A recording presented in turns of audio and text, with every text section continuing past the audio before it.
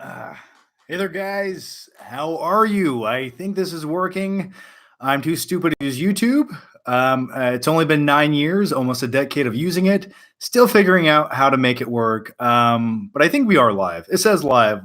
I don't trust YouTube, but for right now, I will. I will put my faith in it.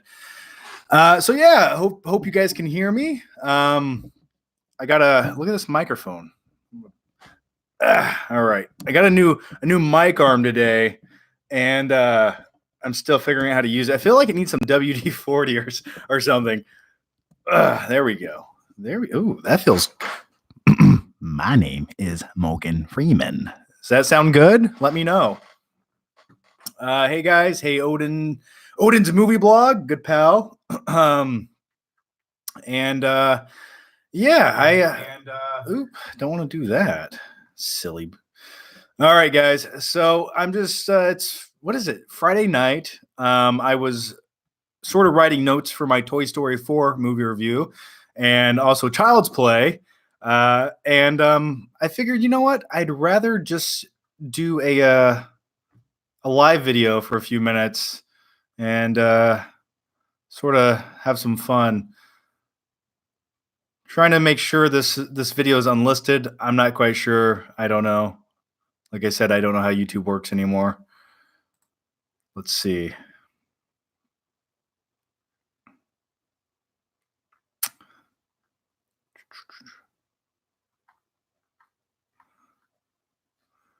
Couldn't tell you. I don't know. Is this video showing up on YouTube? Did I make this video on edit video?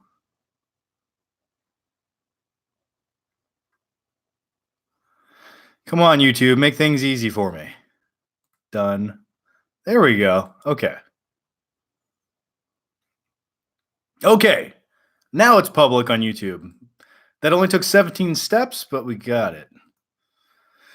All right, tons of people joining in now. So yeah, I will answer some questions. We can talk about some things. The one thing I got a whole bunch of questions on over the last few days was well, there's a lot of talk going on about the Avengers Endgame re-release, and my thoughts on the re-release. I'm all for it. Listen, if you're gonna re-release a movie that I liked, and you're gonna give me a reason to go see it again and give the studio some more cash, I'm okay with that. That's fine by me.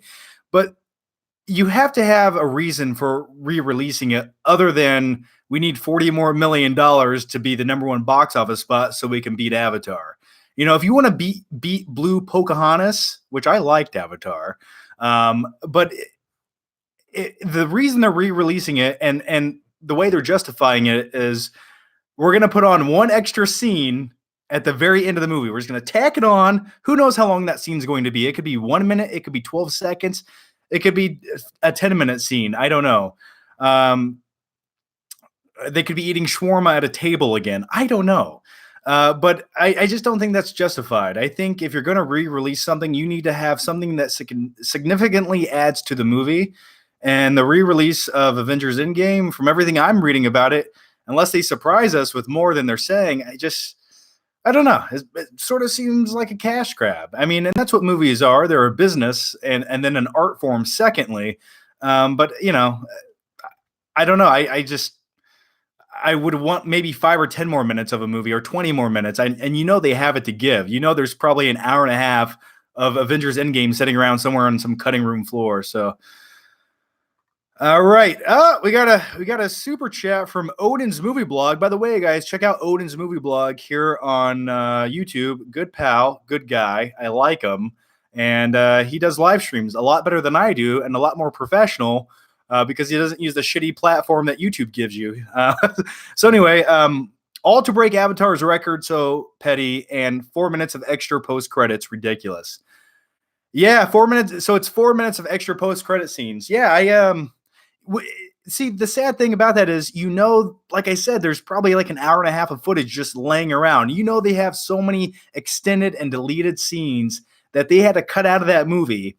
And what they're going to do is they're going to sandbag those. They're going to sit on those scenes for the extended supercut of the Blu-ray release coming next Christmas. Then we'll get those scenes but not right now. And that's what makes me so mad. And I think really everyone should get angry. I think right now we should all just punch our computer monitors, scream up at the moon, and go riot to Hollywood, because if this is the new fad of essentially not giving you everything that there should be, especially when you're paying more money to see an extended cut and they're not quite giving you that, then they're going to re-release another cut, then a super cut on Blu-ray, then another cut on 4K Blu-ray. It just feels so greedy and seedy to me. I hate it. And I don't want that to be a fad, release a theatrical, release a director's cut or an extended cut, and that should be it. There shouldn't be more down the road. So, but then again, anything goes.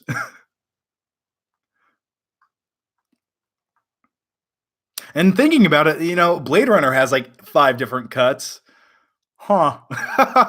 So anything's possible, but I guess I just wanted them to do it right the first time. And my question is, here's the real question. Here's the real question you have to ask yourself.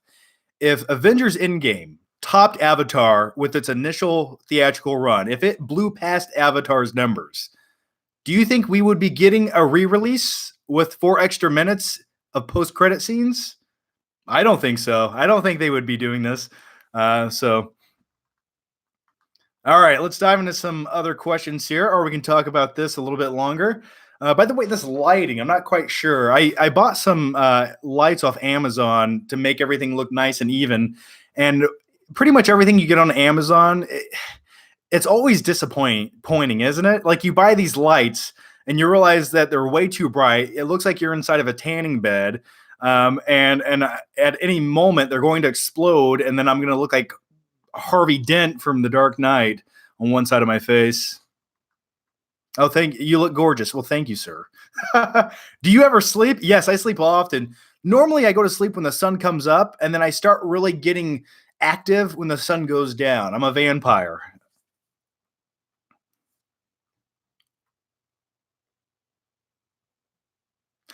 By the way, you have the stream unlisted. I don't think it's unlisted anymore. It should be good, right? Are you looking forward to Rambo Last Blood? I am looking forward to Rambo Last Blood. I really am. That trailer was what I wanted it to be. It was Home Alone with a big buff 70-year-old guy on human growth hormones covered in baby oil. Yes, absolutely. I'm looking forward to Rambo Last Blood. Give me more, please. I can't wait to check it out. And it looks simple. I feel like here's my theory with Rambo Last Blood. I feel like John Rambo was hired by maybe someone or a cartel to take out someone for all the right reasons, but at the last second he realizes that it's just a hit, and then he doesn't do the job, and then the cartel come back to pretty much kill him, and then he's at his home front pretty much protecting everything and trying to survive. So yeah, can't wait to check it out. This one comes from Dam5271. Have you seen Toy Story 4? Thoughts? Watched it last night at midnight. It was great. 4.5 out of 5. Yeah, I'm going to do a movie review for Toy Story 4, but I guess I can share my initial quick thoughts with you. I did see a screening of it the other day, and I don't know what it is, but the Toy Story movies, they always know how to get me when I'm feeling vulnerable. They always somehow, they always give me that little lump in my throat, and that tear starts to trickle down my cheek, and I say, no! John, you are a man. People are looking at you. You can't cry. Wait till you get to your car in the parking lot and then sob like a little girl. And that's what I do. Yeah, I love Toy Story 4. It was really good. It's one of those movies with the 4th installment that is just as good as the previous 3 movies. And probably arguably better than Toy Story 2. I think Toy Story 2, though I do enjoy it, if I had to pick a weak link of the entire franchise of movies, I might go with Toy Story 2. Still a great movie, but probably my least rewatched of the movies. But yeah, I really enjoyed it, and I liked the direction that it went. It was no longer Andy's story. We moved on from that, and it was more about Woody. And it's something about the Toy Story movies that if you watch the original Toy Story back in 95 as a kid, they somehow have progressed right along with that age demographic growing up. So, in Toy Story 3, it was about moving on from your toys and going to college, and I was right around that same age, probably like three or 4 years older than that. And this newest movie is sort of like if you're an adult, you need to go your own direction in life eventually, and I loved it. And I will say this though, there has never been a scene in the Toy Story movies as great as the scene that we got in Toy Story 3 when all the toys are in the furnace about to die, holding hands, looking into the flames of death. That scene was the most impactful scene of the entire franchise of Toy Story movies, and that did make me cry in the theater. I wiped it away really quick and said I got popcorn stalled in my eyes. All right. Lots of questions. I'm trying to. My mic arm's actually in the way of some of them, so I'm trying to read them here. Bash HD 95. Thank you for the super chat, man. I appreciate that. JT, the movie maker. Hey, how's it going? I love throwing money at you, John. Well, thank you. I love catching it. I feel like an exotic dancer right now on stage without the strobe lights, but I do have some LED lights back there. Why is T2 the greatest movie of all time? It's simple. It's simple. You have a great story. You have characters that are memorable, charismatic. The charisma between the characters. You have a heartfelt story between a young boy and a cybernetic organism sent from the future back in time to protect him.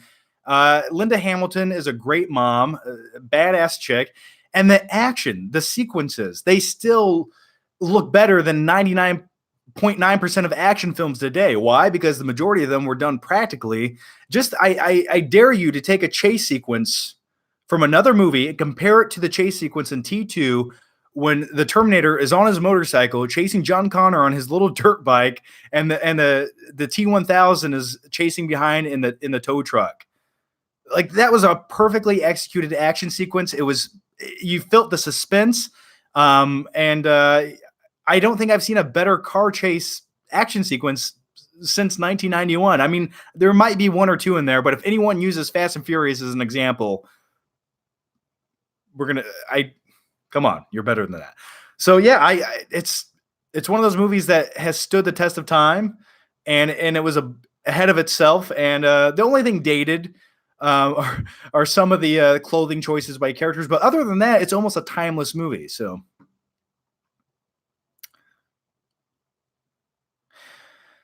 Which will suck more, the new Terminator or the new Star Wars? That comes from the Game Chasers. Hey man, how's it going? I'm gonna say Terminator Dark Fate is probably gonna suck more than the new Star Wars movie, because at least with the Star Wars movie, we got a good trailer, right? At least the trailer looked good. And with the Star Wars. Wait, what am I saying? What did I just say? My mind just blanked out. What I meant to say with the Star Wars trailer, at least the Star Wars trailer looked good. I bought into it. Like, it looks like a real movie. With the Terminator Dark Fate trailer, that looks like a sci-fi original movie that should come on at 3:00 in the morning as I'm half awake eating Hot Pockets. It doesn't look right, does it? Like, if that's the best thing you can take from your movie to market it and get people excited, then that doesn't give me much hope for your movie. And my biggest fear is this movie may be worse than Terminator Genisys, and I thought that was a low point.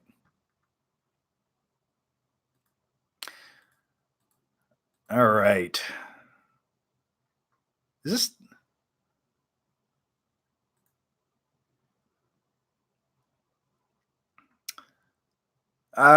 Looking through the questions here. Sorry, I'm trying to. This is a new way of doing live streaming. I'm using a different thing, and I'm a little confused right now. And I'm looking around. I'm like a newborn baby in the world for the first time. I just came out of the womb, so bear with me for a few minutes.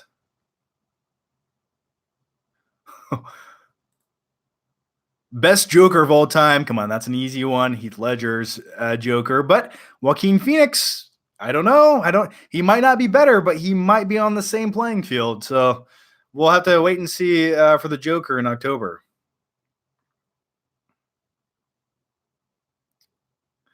Favorite Keanu Reeves movie? It was never about the money, man. It was about us against the system, showing that the human spirit is still alive while everyone else inches down the freeway in their metal coffins. Point Break 1991 might be one of my favorite Keanu Reeves performances of all time, where he plays the title character, Johnny Utah, undercover FBI agent. That's a really good one. I liked him in Speed. I even liked Keanu Reeves in Parenthood. Has anyone seen the movie Parenthood starring Steve Martin from the, I think that was the early 90s? No love for Mark Hamill, John. I love Mark Hamill. What are you talking about? Speaking of Mark Hamill, I did see the new Child's Play flick yesterday, and I'm also working on a review for that right now as well. Yeah, I went into that movie not giving a shit what happens, and I was pleasantly surprised and entertained. Not a great movie by any means. Really not a great movie. The heart and soul of what made Child's Play so great in the original from the 1980s is completely absent from this new movie. What you're getting now is a defective robot who has a little glowing finger like E.T. who can control Alexa and turn the TV on and off and lights, and his eyes glow red when he's mad. What symbolism! So that's what the new one is, but it is very self-aware. It's sort of like a big shitty B-rate movie that you can just turn your brain off and watch for 90 minutes. It does feel like if Netflix made a Child's Play movie, this is what it would be like. But I didn't hate it. I was sort of entertained. I don't think I'm going to jump. I don't think I'm going to go back and rewatch it anytime soon. But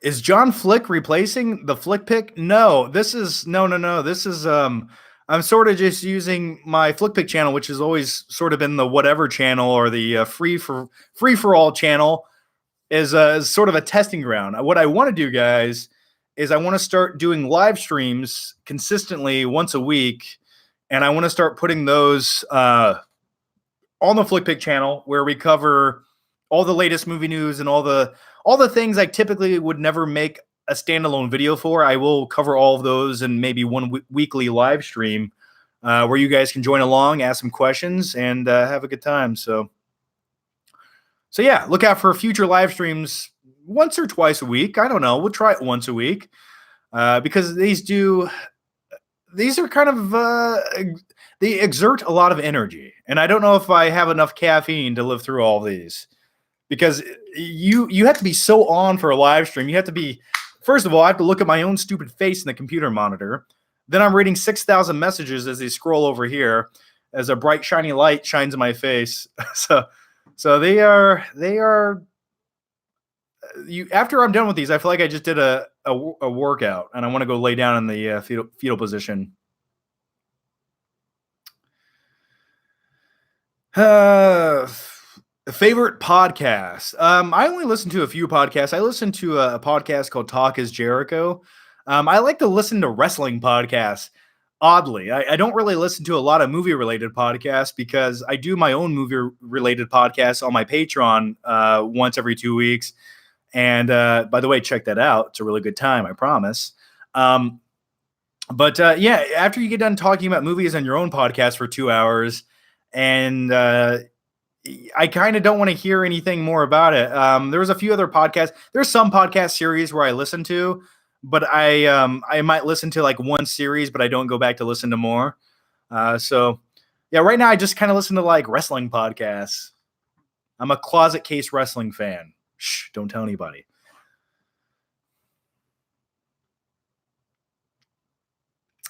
How are you feeling about Doctor Sleep? I want to see it. Ewan McGregor, I think he's a great actor, and I hope the movie's good. I don't know much about the original source material. Of course, I've seen The Shining, and I know it's a sequel to the movie The Shining. The trailer looked interesting. It looked interesting to me. and it's directed by I forget his name, the guy who directed Ouija 2. So uh, I don't know. I'm excited to see it, but it's not one of my most anticipated movies. Favorite westerns? I'm gonna go with I love the Sergio Leone's The Good, the Bad, and the Ugly. Great spaghetti western. Unforgiven, Eastwood western's pretty good. I actually, and I would put Django Unchained as a western movie. That's one of my favorite western movies of the last probably like 10 years. Did that come out 10? Yeah, that came out 2000 what? 2010, 2011, 12. I don't remember. But that's one of my favorites. Dude, let's do a wrestling podcast, brother. I'm I'm not opposed to that. I would be okay with that. I would join into that because I do watch wrestling on a weekly basis. But what I actually do when I watch wrestling is I DVR it, and I end up getting so bored with the show that I just skim past 98% of it and end up watching like 9 minutes of it, and then I just watch YouTube videos of people talking about it. So uh, thoughts on Robert Pattinson as Batman? Also, what would you think of Dave Bautista as Bane in Suicide Squad 2? I think Dave Bautista would make a better King Shark than he would a Bane. I would like to see Dave Bautista as a giant mutated shark. And I think that would be more likely, in my opinion. I don't think they're ready to redo Bane that soon in the DC universe. I would like to see it, but I think they're going to wait a few more years for that. Robert Pattinson as Batman, I'm okay with that. I really am. As long as the dude gains like 15, 20 more pounds of muscle and he looks the part, I know he can act it. I just need him to look physically intimidating enough to sell me as Batman himself. So yeah, I'm okay with that. And the thing that sold me on Robert Pattinson last year or the year before, I watched the movie Good Time starring Robert Pattinson, and I was like, this dude can do a gritty movie. Okay, I'm on board. So Logan, a Western movie. I could say Logan's subcategory could be Western. Yeah, sure. I don't disagree with that. When I think of Western, I just need a horse in the movie. You got to put a horse in the movie for me to consider it a Western movie.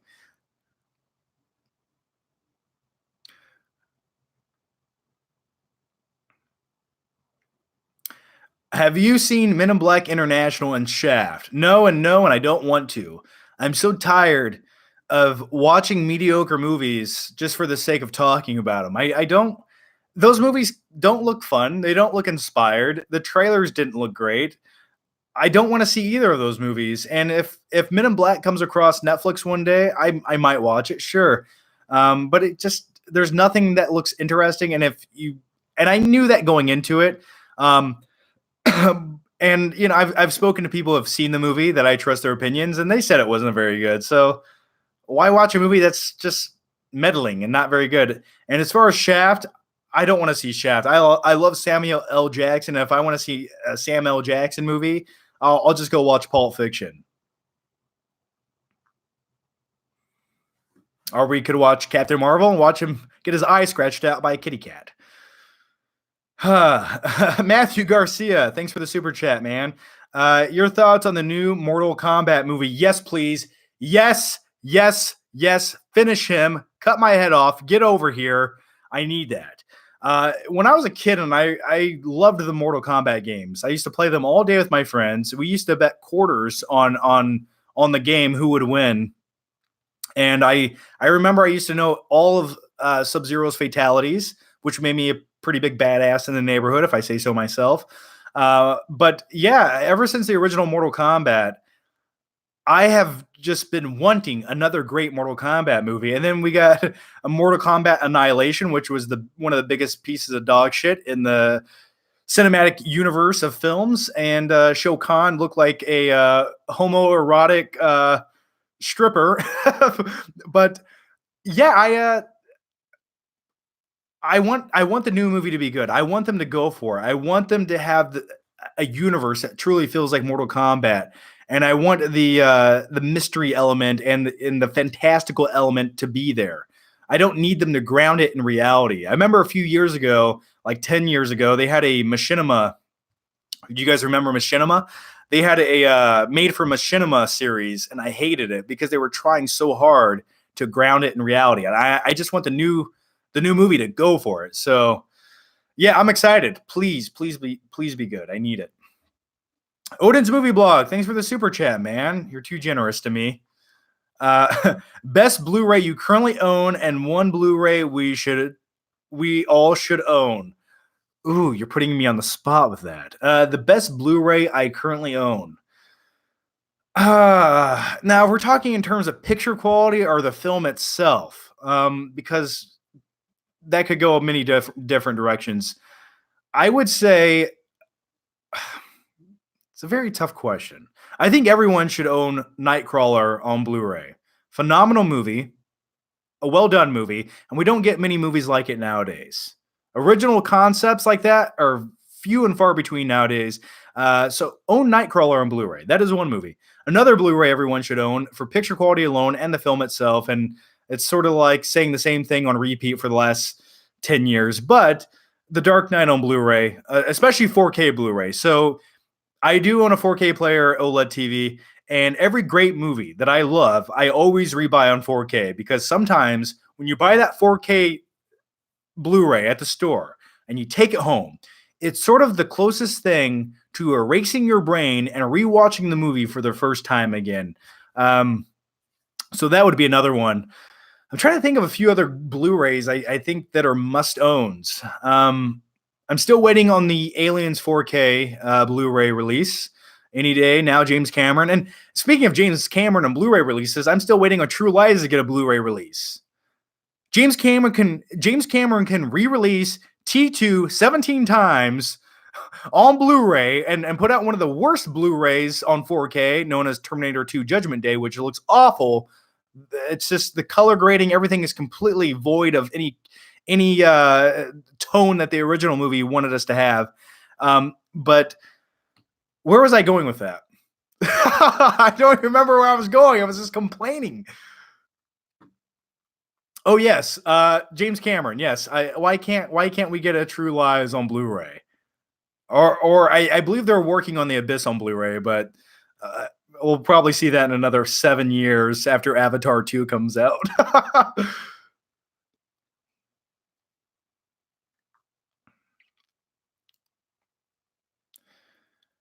uh,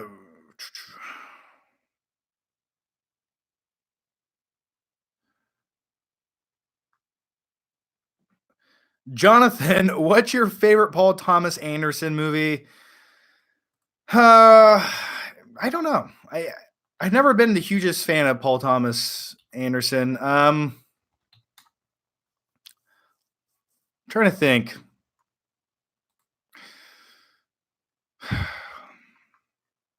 Actually, I take that back. I do love the movies There Will Be Blood, Boogie Nights. Tough call between the two. I might go with Boogie Nights. Because Mark Wahlberg's performance in that movie is phenomenal. It's one of the I think it's Mark Wahlberg's best performance ever. That I think showed everyone he could act. Well, Jack, I've been thinking a lot about my name, and every time I close my eyes, I see these bright, shiny pink neon letters, and they get brighter and brighter until they explode. And his porn name's Dirk Diggler in Boogie Nights. Also, There Will Be Blood. Bastard in a basket. Bastard in a basket. Love it. Did you ever do the Last Jedi review? No. No, I did not. I'm sorry. I wanted to. But I've talked about the movie extensively over the last couple of years. And every time I watch the movie, the less and less I like it. Sean Harris, thanks for the super chat. And hey, John. Well, thanks, man. Thanks, Sean. Andy Evans, thank you for the super chat. Have you used CBD for health benefits? Thoughts? CBD oil. No, I've never used it. Not a big fan. I've heard great things. Not for me though. I just take a whole bunch of supplements. I take a lot of vitamins, multivitamins, zinc, B12, and I drink my protein drinks. Man, that's pretty much the only thing I do. Uh, Odin's movie blog, another super chat. Thanks, man. You're so nice. Thanks, Odin. The answer is there will be blood. Drink your milkshake. Drainage. I can't wait to become. I want to become a rich old asshole so I can be like the dude from There Will Be Blood. I just kill someone in my bowling alley with a bowling pin. Eli, my good boy. Bossinator Gaming. Thanks for the super chat. Blade Runner versus Blade Runner 2049. Ooh, yeah. Ooh. That's a tough one. Now, I'm going to be honest with you guys. I've never been a huge Blade Runner fan. I've always liked it for what it was, and I understand and appreciate it. It has a place in cinema history for its achievements and its look and its style and its direction, but I was never a huge Blade Runner fan. I like both movies. I don't love either movie, but I would probably say... Man, that's a tough one. I might go with Blade Runner 2049. I think it captures what the original movie had to offer and expands on it. And for that reason, I might prefer to rewatch that. The first version of Blade Runner I watched was the really shitty studio version where Harrison Ford is doing narration, where he clearly doesn't want to be doing narration, where the studio sort of made him do it. And he did it so terribly that he thought they would never use it. And guess what? They did. And the narration in the original Blade Runner is Harrison Ford saying, yeah, it was a Tuesday and we had to go here. And then we had to do this. He sounds so tired and bored. He sounds like me an hour from now after I'm completely exhausted from this live hangout. Damn 5271, thanks for the super chat, man. Hello, John. How is life and how are you? Well, damn, I'm doing okay. Just catching up on things, getting things put together. The last week or so, I built a new desk here with my bare hands. I carved it out of beechwood. That's not true. But I did put together a cheap Amazon desk that comes from China, made out of particle board that feels like it's going to collapse underneath my arms when I put them on top of it. But it looks nice. It is a nice looking desk. There's my old desk over there that I was using for the last couple of years. So yeah, this week's been it's been eventful. And saw a few good movies and working on a few videos to catch back up on the YouTube thing. And I'm here on a Friday night with all of you fine, amazing, glorious people. And we're talking about movies. We're all alive right now. How does it feel to be alive, everyone? Die Hard or Predator? Oh, man. The Predator is the quintessential 80s movie from 87. That is the movie that makes you a man when you watch it. When you're a young boy, a prepubescent young boy, I should say, Predator is the movie that you need to watch when you come into manhood. Every father should sit down with his son and show him Predator. Son, today you are a man. Now here's a bottle of baby oil. Rub it on your biceps and let's do a handshake in air. But I love Die Hard 3. I actually prefer Die Hard 3 over the original Die Hard. I think Die Hard 3 with Samuel L. Jackson is some of the best buddy / cop. It's one of the best buddy cop movies of all time, even though Samuel L. Jackson isn't a cop in the movie, but just a phenomenal movie. Love it. The adventure, I love everything about it. Jedi Knight and friend to Alita. Thank you for the super chat, by the way. Hey, man, been watching for years. Did you see Alita? I did see Alita, and I don't want to disappoint you with a name like Jedi Knight and friend to Alita, but listen, I thought Alita was a fun movie. Visually, it was definitely a fun movie. I think as far as the script goes, it needed some work. I thought there were some subplot elements and some characters that had stories that sort of just came and went when it was convenient and faded off into obscurity. There were some other things I would have liked to seen tweak about the movie. It truly did feel like a movie that would have came out in the late 90s. Had someone had the technology and the budget, Alita Battle Angel is sort of like the movie you would have gotten in the late 90s as far as the story goes. Now, I know originally James Cameron wanted to direct this movie, and I believe he produced it, but he wanted to direct this movie, and this was the movie that he was supposed to direct or was talked about directing after Avatar or around this time of Avatar. So I remember watching it. I didn't hate it. I didn't love Alita Battle Angel. But there's just some things I didn't love about it. So favorite Teenage Mutant Ninja Turtles movie. Well, the original is amazing. It's a movie that they would never make for kids nowadays, because if you watch the original Teenage Mutant Ninja Turtles film, it's so dark. It is so dark. It's almost scary. It's about teenage kids running away from home, and it's not filmed with these bright, overlit scenes. No, no, no. It's dark. There's warehouses. There's kids smoking cigarettes and trading cigarette cartons and eating pizza and stealing shit and skateboarding. And it's like a little mini cult. And I loved it. I loved it growing up as a kid. And then you got Ninja Turtles 2, which went the opposite direction and went light and really fluffy and very over the top. And then they put Vanilla Ice in there at the end. But I also like that movie for all those reasons I just said. Ninja Turtles 2, Secret of the Ooze is one of those movies that always seems to take me back to my happy place and makes me want to eat frozen pizza at 2 o'clock in the morning.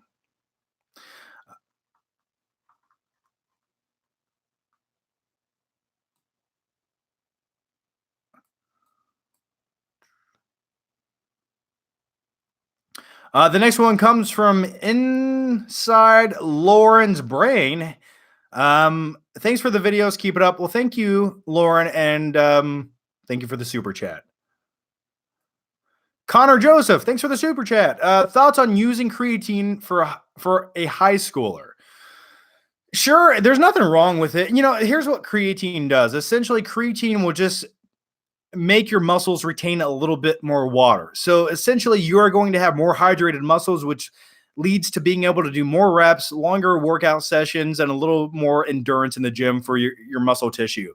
That's all it's doing. Don't overthink it. It's just a powder. Take it if you want. Just don't overdo it. You get creatine naturally. But if you want to take a scoop or two once a day, go for it, man. For me, creatine always sort of made me a little bit bloated when I took it on a normal basis. And I didn't think it was that necessary. I was more of a pre-workout guy. Like, creatine's great, but I'd rather have energy than water retention for my workout sessions. Connor Johnson, thanks for the super chat. I saw Toy Story 4 and thought it was excellent. I will fight tooth and nail to make sure this movie keeps the praise it has garnered. Yeah, Toy Story 4 is phenomenal. It truly is. The Toy Story movies, especially Toy Story 4, it's an adult film camouflaged as a children's movie. This is a movie for adults. This is a movie for everyone who was 10 years old when you watched the original Toy Story in 1995, and you're an adult now. This is who that movie is speaking to. And it definitely resonated with me. These movies, the last few movies have always ended off at the exact point I am in life. And I love them. I really do. So yeah, it deserves all the praise. And look out for my dedicated movie review of Toy Story 4 coming tomorrow. All right.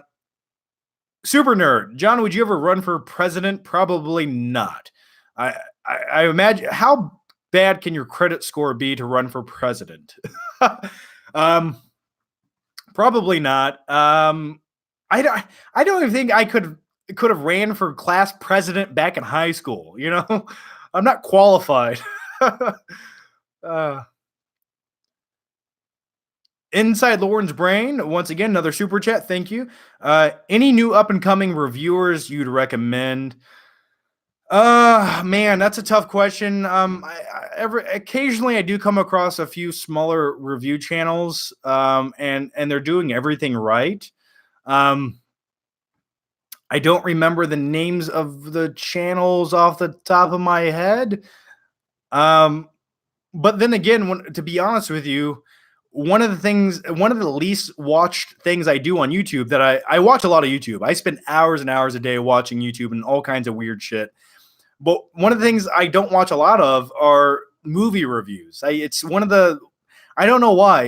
Like I said, I think I get burnt out on movies in my normal life and making the videos that I just sort of don't watch a lot of movie reviews other than, my friends' reviews and things like that. So I watch a lot of odd things on YouTube that almost don't ever relate to movies.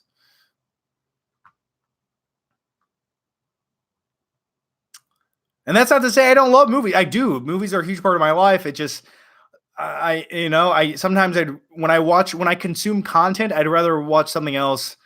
Uh Juan Morales, Duke Kaboom. Whoa. Thanks for the super chat. Yes, Duke Kaboom, man.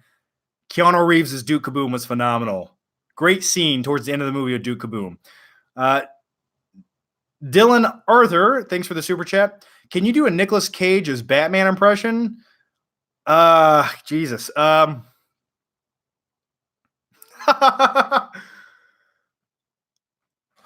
are the drugs? In the Neros? That's all I had. I'm sorry.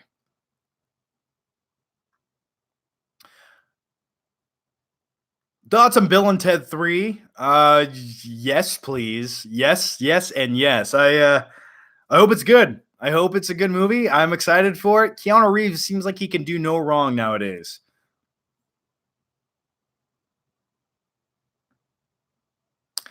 Tips for being a movie YouTuber. Make more videos than I've made in the last year. Yeah, the thing is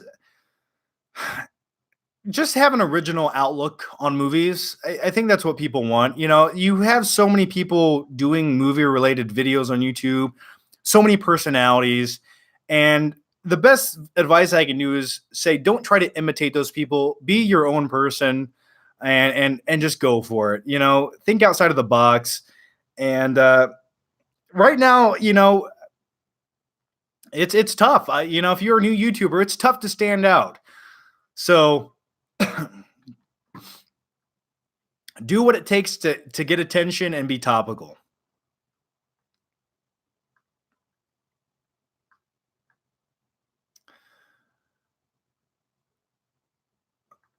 A lot of questions popping up. Hey, John, I love your videos. I was wondering what's your favorite Martin Scorsese movie? I'm hoping The Irishman is good, by the way. Favorite Scorsese movie? I'm going to go with Taxi Driver. I'm going to go with Taxi Driver. Hey, you see that window up there? No, the one next to it. Yeah, you know who lives there? My wife. Great movie, great scene.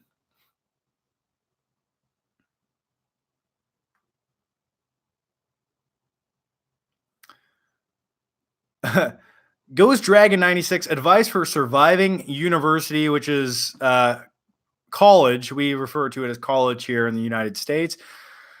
Yeah, college is a tough place, and you need to make sure you're going for all the right reasons, and it's necessary to do what you want to do in life. So, for me, for what I do, did I need a degree? No. Does it make me feel okay that I have it? Sure. Do I regret still paying for it every month? Yes, I do. I hate that. And looking back on it, um, sometimes you don't know what you want to do in life, and you kind of use college as a temporary or a place to reflect on your life and decide what you want to do. But that's not what it should be for. College should be a place where you already know what you want to do, you know the path you want to take, and this is part of that path to get you where you want to go. If you're going to college to figure out what you want to do, leave now. You can always go back later. The best advice I can ever give you is drop out of school. The AKA 1001. Do your muscles still grow even though sometimes you don't feel sore the next day? Sure, yeah, you don't always have to feel constantly sore, but that is a good indication that your muscle fibers have little micro tears in them, and eventually they will repair themselves and expand. So, soreness is a good indication that you had a good workout, but it's not always it's not always true. Juan Morales, thanks for the super chat. Movie wise, when will you and Stuckman make a trilogy, or will you have any more movie roles in the future? I'm not sure. He's working on a few things right now. I won't be in them. I'm not what you call a thespian, a professional thespian. I'm more of a cameo guy. So, not in the anytime in the near future. But thank you, Juan, for the super chat, man. I do appreciate that. Hey, John, why don't you upload on your other channel? I'm planning on uploading on my other channel. It's just my will to live was drained from me, and part of me, I sort of came to the conclusion I like doing things like this a little bit more. I do plan to upload more, and I want to start doing this right here a little more professional and glossy. Live streams on my main channel. I want to start doing more of these because I've gotten to the point in my life where sitting back there and staring at my camera for 2 hours and editing that video for 5 hours and uploading it and tagging it, it's not that fun. Sometimes it's just no fun. And when I'm not having fun and I feel like my creative juices are running dry, every fiber inside of me, every fiber of my being does not want to push record because I don't feel like the inspiration is there. And I've said that 20 times on YouTube before, but that's the truth. So that's why I didn't upload a lot of videos. But sometimes when you see good movies or fun movies that you want to talk about that don't completely kill your spirit, you do want to make those videos. So I do still want to make videos. I just want to make the videos. What's your favorite scene in The Room by Bossinator Gaming? Thanks for the super chat. Favorite scene in The Room is I like when Johnny shoots himself. I like that scene. I think that might be my favorite scene, or the scene where you have Johnny and he's on the rooftop, the famous scene where they're on the rooftop. And do you think girls like to cheat like guys do? You know, what makes you say that? That scene, that's also a good one. Oh, hi, doggy.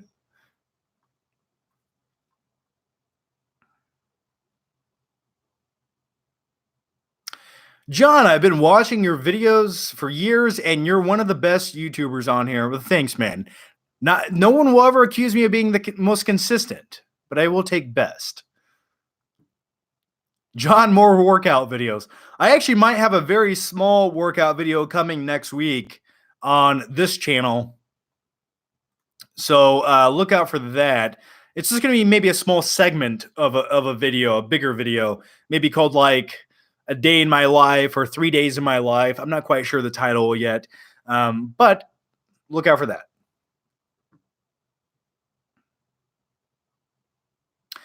Hey, John, what Batman villains would you like to see in the new Matt Reeves Batman movie, and what actors would you like to play them?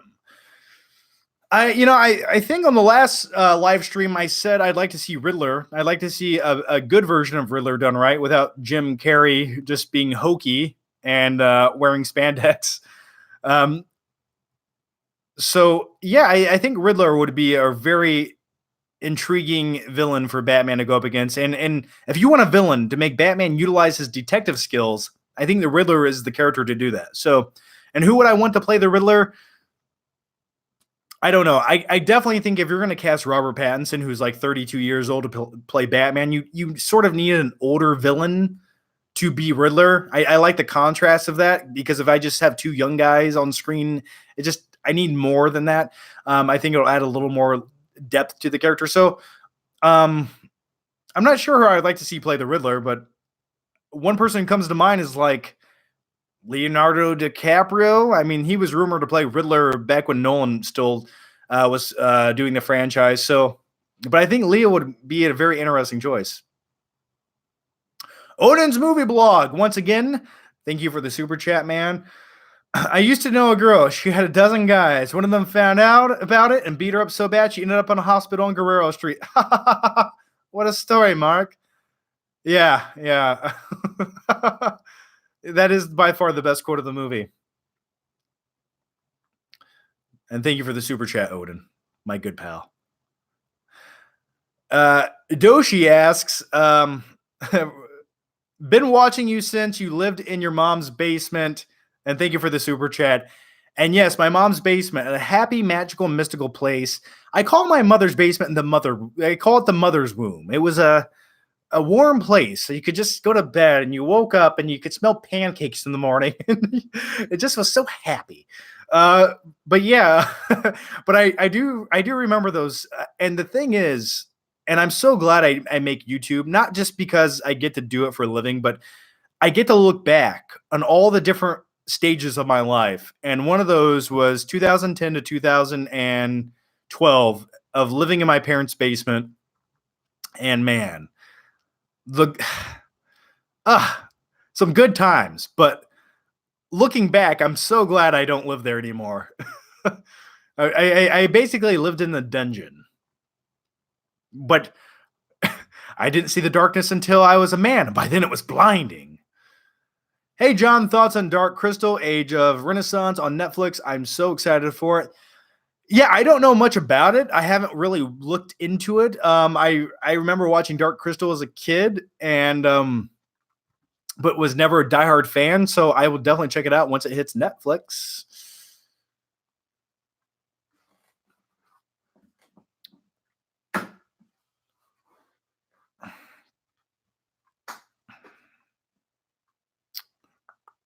Blu-ray collection tour. You people really want to see those Blu-rays, don't you?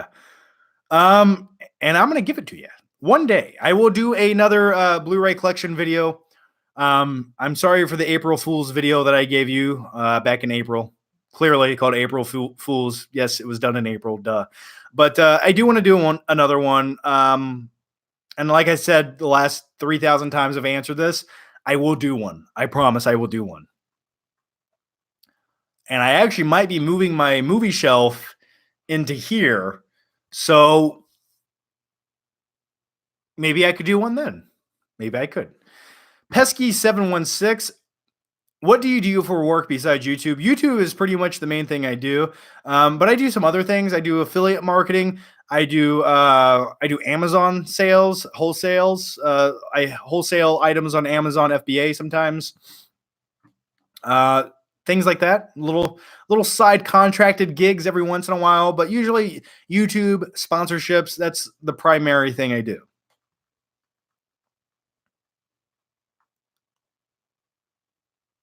Excited for Annabelle Comes Home? No, not at all. No, I'm not excited. I'm the opposite of excited. I actually had a chance to go to a screening of that movie. When was that? Wednesday or Tuesday? And I didn't want to go. I just didn't care. I didn't want to go see it. Now, given that the screening was 2 hours away, that played a major role in not going to see the movie. But no, I don't need to watch another Annabelle movie, especially one that doesn't look good. The trailers just look like a half-hearted attempt at making the cheapest Annabelle movie they could possibly make, and that's what this is. And I've spoken to someone who has seen the movie, and they said it was below average. So no, I'm not excited for it at all. But will I go watch it? Probably, because I'm a pathetic, lonely guy and I have nothing better to do. Any hidden talents? The super. You'd have to give me a really good super chat for that hidden talent. No, I really don't. I can barely even snap my fingers or whistle. I have my hidden talents. I'm a pretty good doodler. I can draw cartoons. I was a cartoonist for my high school newspaper, and I went to school for graphic design. So I don't know if that's really a hidden talent. Juan Morales, thank you for the super chat. Can we be friends? We are friends, Juan. We are friends. Thank you, though. Every night when you go to sleep, hug your pillow and pretend it's me.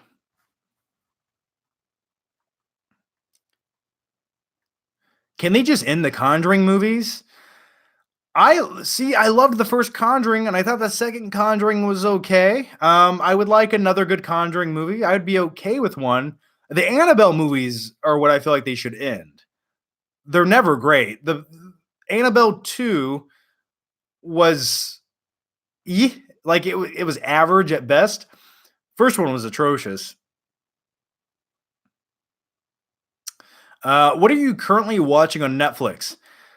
Nothing right now. I'm watching. You know what's funny? I have a black and tan beer right here, and I also have a Monster Energy drink. This right here is the metaphor of my life. That's it. What am I watching on Netflix? Nothing really, because I actually let my Netflix cancel a few weeks back, and I'm okay with it because I was spending hours just scrolling through Netflix looking for a movie to watch. I'd put on like Pirates of the Caribbean Part 3 as I was in the kitchen as background noise. That's all Netflix became to me, was background noise. I just they didn't have anything I really cared about watching. Now, when Stranger Things comes back in July, I will get my Netflix again and I will binge watch all the Stranger Things with a free trial, and then I will cancel it. But right now, I'm actually currently using Amazon Prime Video, and I do have YouTube TV, which is a streaming service, and I'm using that right now. I'm not sure if I want to keep it. I'm actually watching Handmaid's Tale on Hulu. That's like the series I'm watching right now.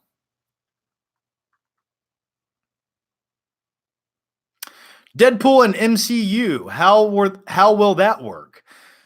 Yeah, your guess is as good as mine. I hope Disney isn't afraid to put out an R-rated movie, especially if it's under a different banner. Like, they don't have to say, "Oh, here's Disney's Deadpool." No, they can just say, "Hey, here's Marvel's Deadpool," like they've been doing, and leave it at that. Maybe they can get away with an R rating. Because the truth is, when it comes to the Deadpool movies being rated R, they're rated R for some gruesome violence and a little bit of language, but it's almost like the light-hearted version of a rated R movie, if you ask me. There's no sexual violence or anything like that in those movies, so I think Disney would be okay with putting out that version of an R-rated Deadpool movie, like we've been getting. So I think if Disney was ever going to put out an R-rated movie, it would be a Deadpool movie. Would they put out something like Silence of the Lambs? No, that's a little too much R for Disney, but something like Deadpool, I could see that happening.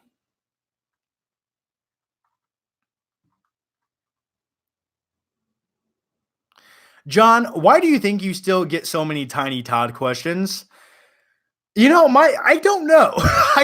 That's something that baffles my brain. The thing is, one day you're just bored, you're making vlog videos, and you have a little 12-inch plastic skeleton beside you, and you think, "Hey, I can use this as a prop in my video."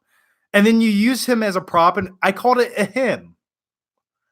But you use this little prop over and over a few videos, and you reference Tiny Todd, the little skeleton, and it sticks around. And then one day, you end up killing Tiny Todd by burying him in the Blu-ray bin at Walmart. I put that in a Flick Trip video back in 2014. Go watch it.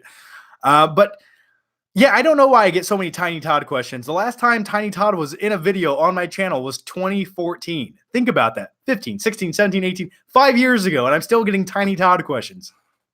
What's happening with society?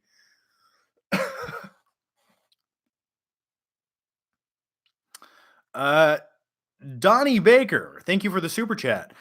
What's up, John? Been subbed since 2014. Thanks for all the great laughs. Question: Are you looking forward to The Kingsman? Is it called The Kingsman? That's how much I'm looking forward to it. The Kingsman. It's got to be the third installment, right? Is it called The Kingsman? Oh, the Kingsman prequel is now known as The Kingsman. Okay, so it's a prequel. Okay, so that's the first bit of research I've done on that movie. Yeah, the Kingsman movies are sort of like movies I go see. I watch them once, and then I'm like, oh, I was entertained by that. So yeah, I'll definitely check it out. I am a prequel could be interesting because they They pretty much jumped the shark in the last movie, didn't they? From what I remember, they did a little too much with it and expanded on it too much. Um, so yeah, that could be a fun time.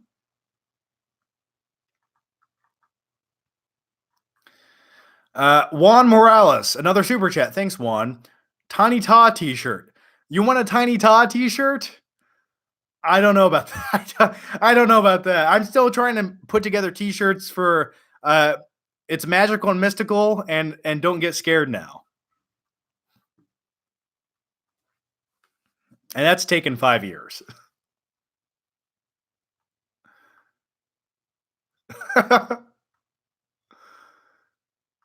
Any Blu-rays I should own?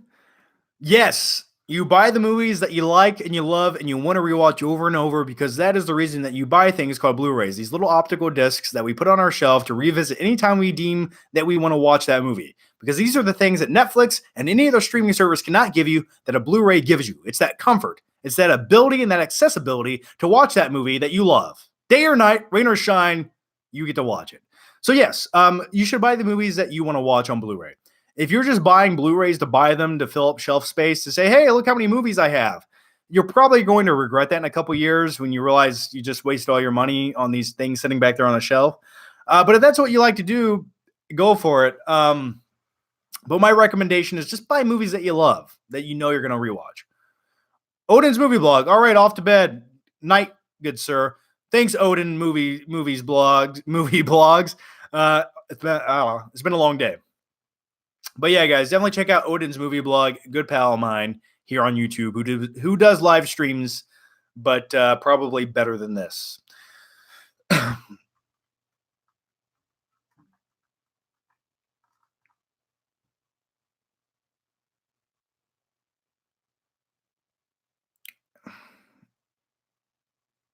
Thoughts on the Joker being rated R? Yes, please. Yes, I can't wait for that. I need it. I want it. And is this? Do you guys hear this mic right here? My name is Morgan Freeman. Do you hear this mic right here? Is this the one you're hearing, or does it sound really shitty? Yeah, I can't wait for the Joker being rated R. It's the only way to make a truly fascinating, great Joker film. The new Joker movie looks like Taxi Driver with face paint. That's what kind of movie I'm hoping to get. Do you still have your Blockbuster card? I had it somewhere when I moved, and I think I threw it out, which makes me really sad.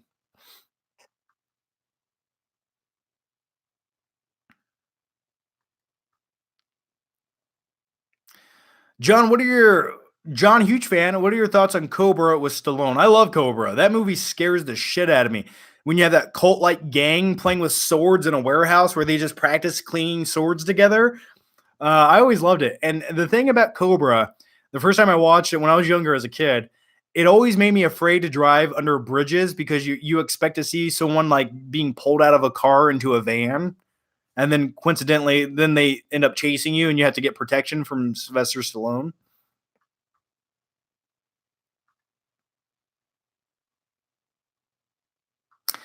Be honest. Are you excited for Avatar 2? Yeah, I'm excited for Avatar 2. Yes, absolutely. I want to see Avatar 2. I like the first Avatar movie. My name is John and I like Avatar.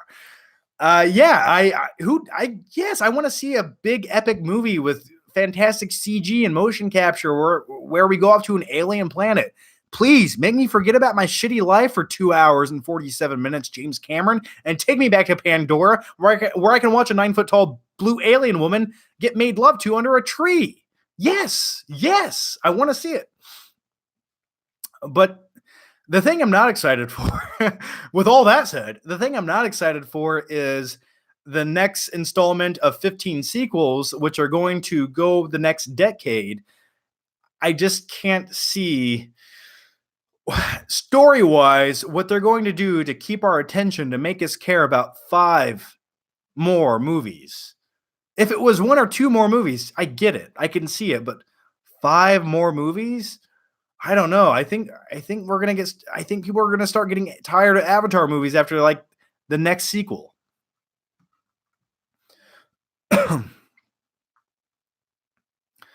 Juan Morales, hey, thoughts on the Schmodown and will you drop in to win the belt? Yeah, let me take a drink of this. Yeah, I don't watch a lot of the Schmodown. I have watched some episodes. I usually watch it if someone's on that I know.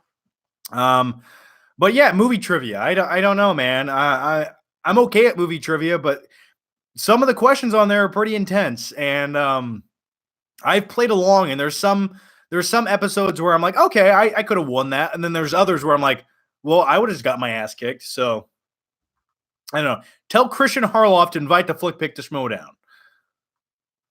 and pay for my plane ticket. All right.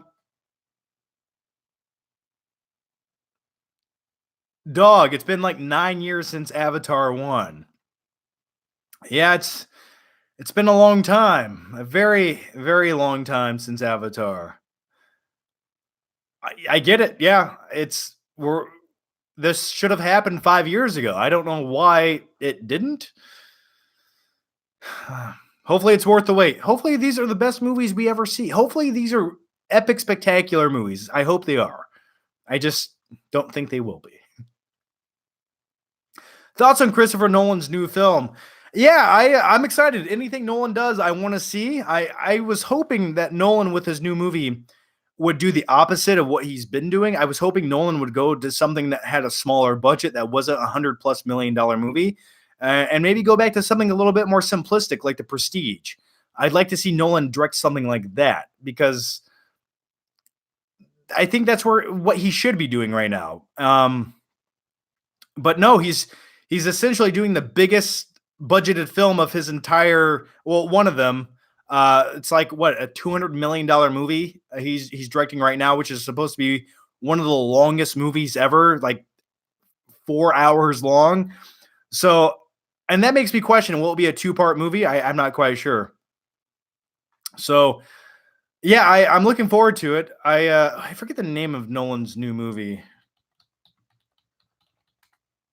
What is it called here?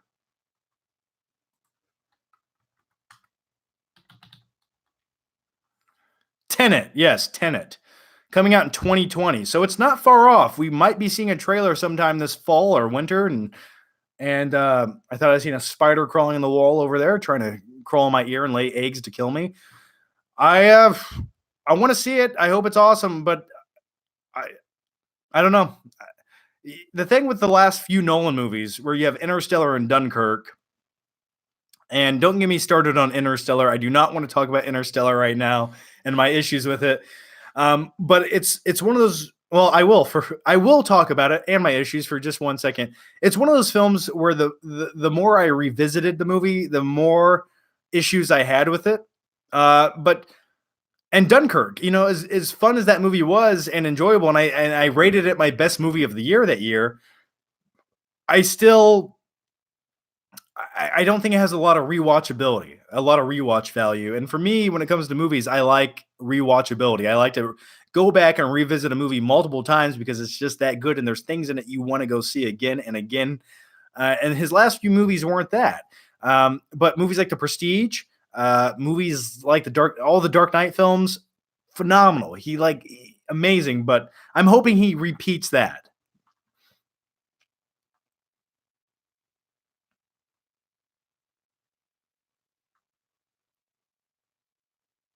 You would make a great Deadpool. Thanks, man. Uh, what's your favorite moment in a Tarantino movie? Probably the pawn shop basement scene with the gimp. I remember.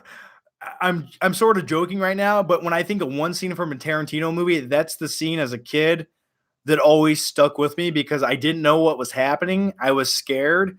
I was afraid, and yeah, that was just like that was surreal to me as a kid watching that. So that's probably the scene that stands out the most for me in a Tarantino movie. I don't think it's my favorite scene. Um, Pretty much with any scene with Samuel L. Jackson in it is probably one of my favorite scenes in a Tarantino movie.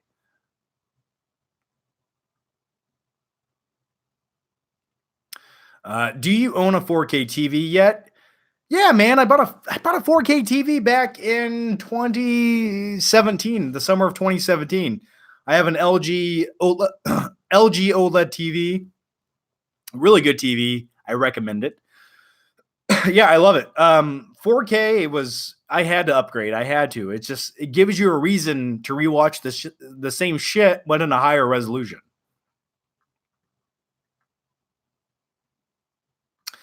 Best movie theater you have ever been to?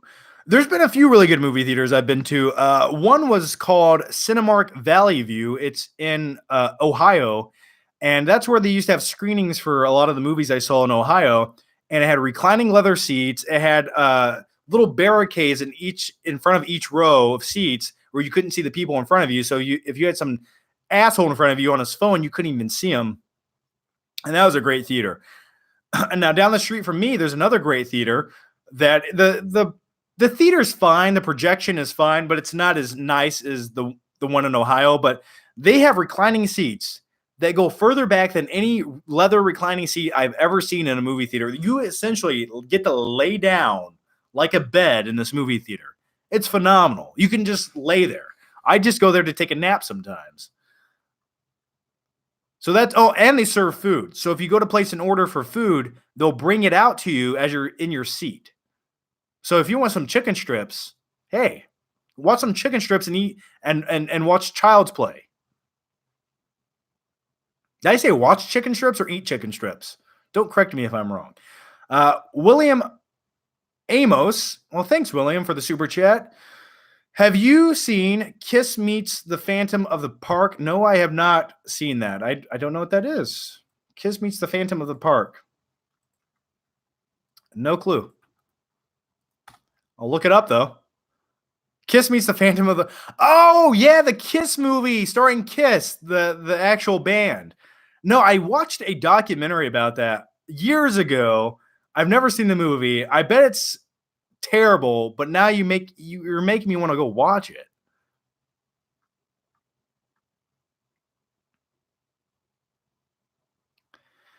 John, I love your channel and wanted to ask you for if you're excited for a Quiet Place sequel and what did you think of the first one? Yeah, I loved the first Quiet Place. That was going to be my favorite movie of the year that year.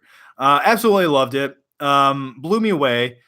And John Krasinski can direct a movie, right? So, oh, and if you want my in-depth thoughts, me and Stuckman did a 15-minute discussion video on my Flickpick channel, my main channel, where we talk about A Quiet Place. So if you want our in-depth thoughts, go watch that video. But as far as the sequel goes, yeah, I don't know what they're going to do with it. I don't know if it's a sequel or a prequel. I think a prequel would make even more sense than a sequel. And I think they should just go with another family. I don't need to see Emily Blunt anymore. And I think they should just leave it open to interpretation what happened with Emily Blunt in that basement with that shotgun. So I would like to see another family live through those events with a prequel. And maybe, just maybe, here's my theory: the creatures that you see in A Quiet Place, maybe those aren't the only creatures that exist. Maybe there's another set of creatures that exist, and it's a whole different threat. So maybe the new set of creatures have another inability. I just hope they don't. and if you want to see that movie, go watch Tremors from the 90s. Essentially the same thing I was just saying, but I'd like to see it go down again. Do you have AMC List or something similar? Odin's movie blog. No, I don't have AMC movie list or anything. I just pay out of pocket to go see a lot of the movies I see. I don't really have a movie pass or anything. I did have a movie pass for 4 months one time.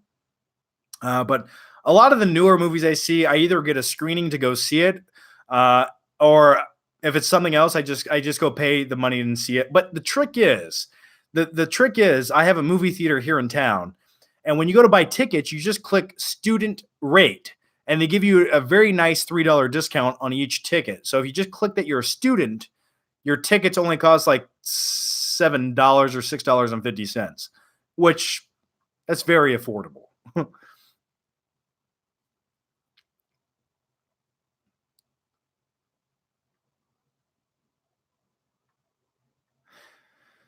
Uh, I just saw a great question, but I don't want to. I can't read it. uh, Do you like Stranger Things? Yeah, I love Stranger Things. We just talked about Stranger Things a little bit ago. I think it's one of the best series of the last like decade. I love the 80s nostalgia. The thing about Stranger Things, and hear me out for a second, if they just made a 1980s show like Stranger Things, but without all the dark, evil stuff happening, um, if it was just a show about kids in the 1980s going to see movies like Ghostbusters and playing D&D in their basement. Would that be a great show? Like, I don't need the monsters and all the crazy stuff happening. I'd like to just see kids having fun in the 1980s, like a coming to age show. That's just my opinion. Walter Walter Thoma, I hope I said that right. Thanks for the super chat. Any thoughts on Attack on Titan? Currently a 10 out of 10 on IMDb. My thoughts on Attack the Titan. It's an anime, and I don't watch a lot of animes. I just don't. I don't know why. It's just something that never connected with me. I have seen anime movies. Stuckman showed me multiple anime movies, and some were interesting and some were good, but at the same time, there's just a misfire, a disconnect with me in those movies. I don't know what it is.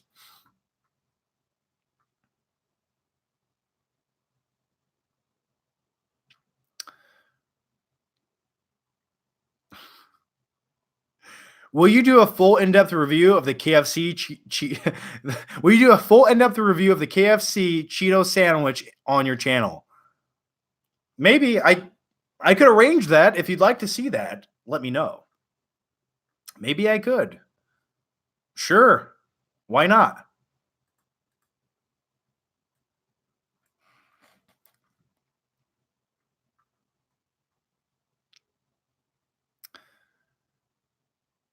John, are you related to Scarlett Johansson? I could be. Who knows? We might have a relative somewhere. I'm not quite sure.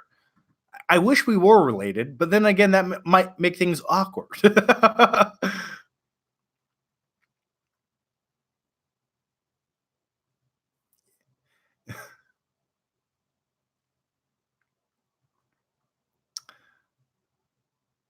You can't just go around killing people. Why? You just can't, okay? Yeah, I love Edward Furlong in T2. Thoughts on AEW? I'm excited for it. I hope it's a good alternative wrestling promotion that makes WWE try a little bit harder than it's been doing for the last like 2 years. It could be amazing. I'm just waiting to see it on a weekly basis, see how well they can perform, and I hope the storylines are good and the production value. And if they add a little bit of pyro, then hey, it could be the next best thing.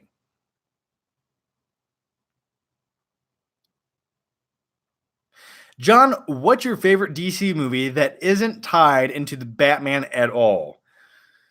Favorite DC movie? I thought Wonder Woman was one of DC's best non-Batman movies. Also, let me check something here.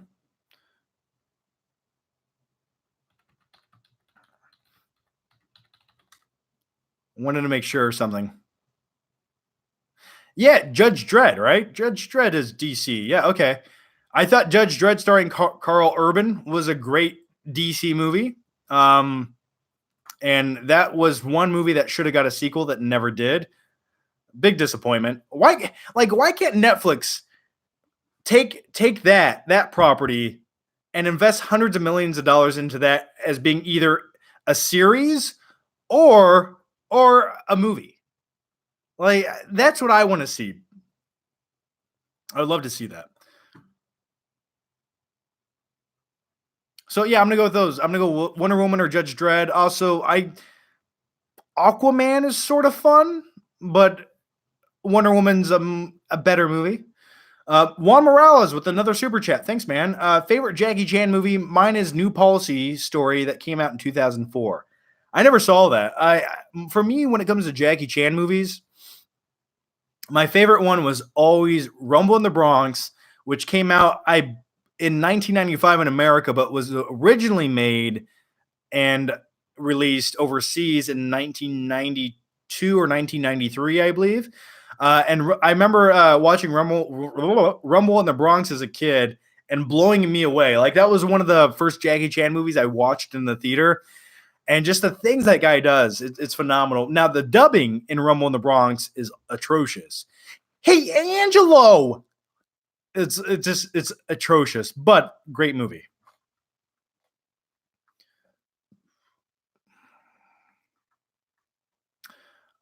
Thick Heart 28. Thanks for the super chat. What's your favorite post workout meal or food? I'm gonna get this closer to my face because I like it. My favorite workout meal or food after a workout, I like to eat something with some carbs and protein. So maybe a burrito. I sort of like just something I can have all in one thing rather than have a whole something over here and something over there. I just want something I can just hold and shove in my mouth. And I know how weird and crazy that looks and sounds, but just bear with me. A burrito gives you everything you need. It gives you some rice, gives you some veggies, a little sauces, some meat, some protein, all wrapped up in that delicious tortilla shell, and you just shove it in your mouth. I'm going to go with a burrito. Best DiCaprio performance. Ooh, that's a good one. I think Catch Me If You Can is a really great performance from DiCaprio. Inception was also really good. I loved his performance. I liked his character in Django Unchained. I loved his character in Django Unchained. I think that's a great performance, but it's not my favorite. I always like performances in movies that are either relatable or very quotable. So I might go with Catch Me If You Can. I think that's one of his best.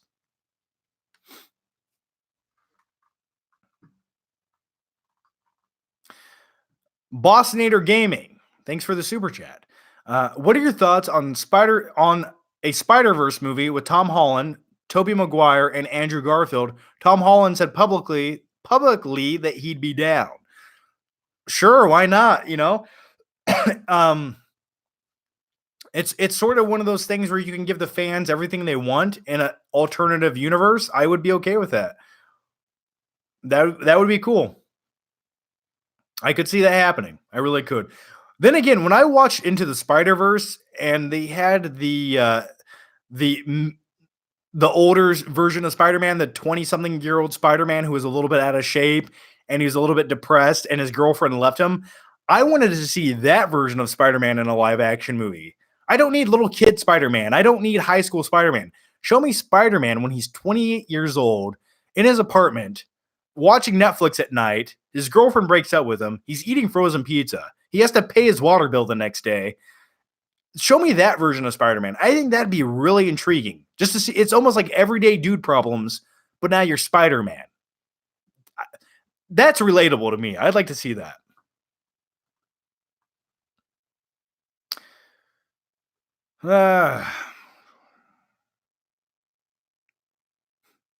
Al Pacino or De Niro? Hoo-ha, motherfucker.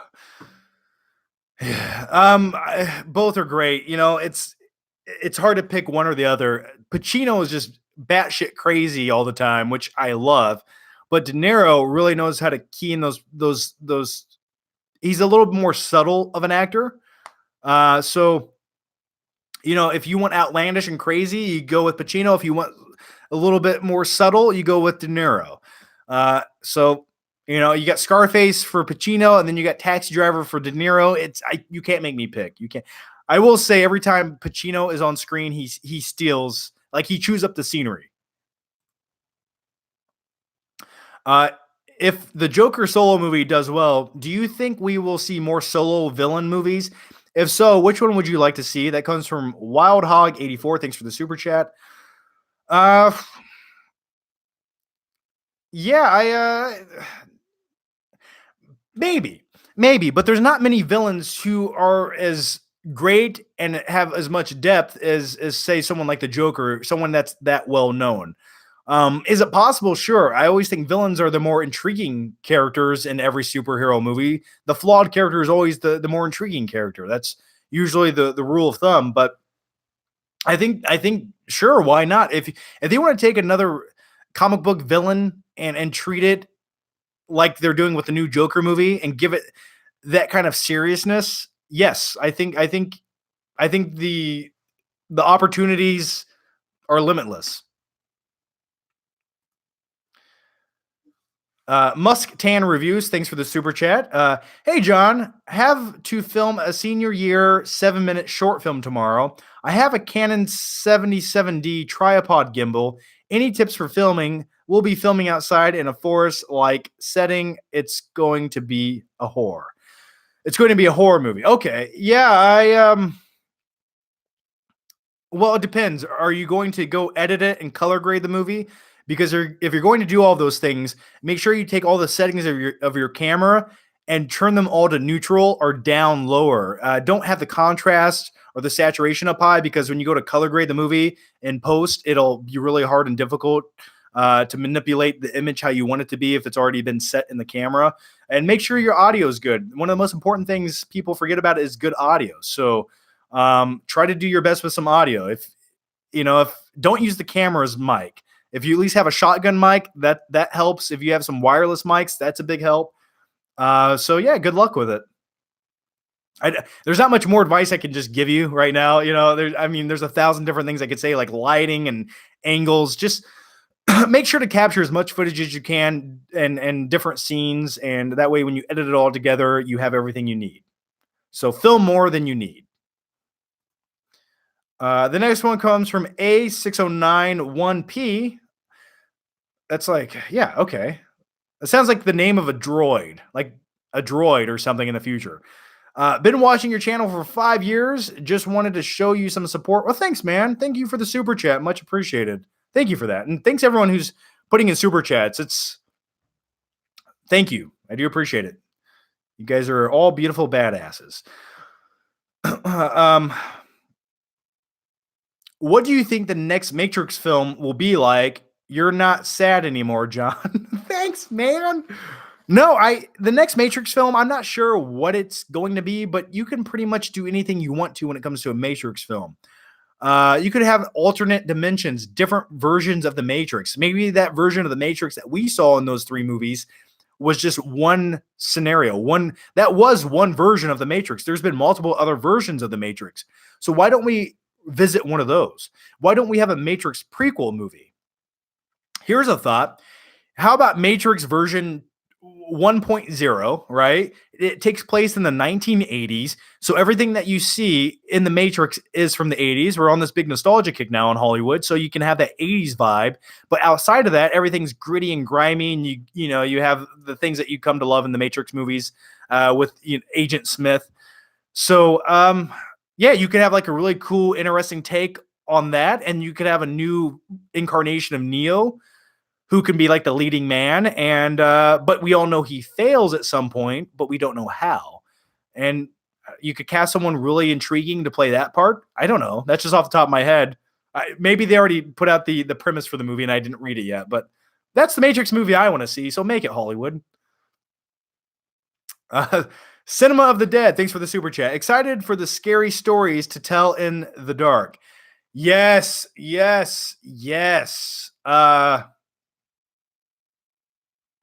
Is it just called In the Dark? Why can't they call it Are You Afraid of the Dark? I want to double check something here.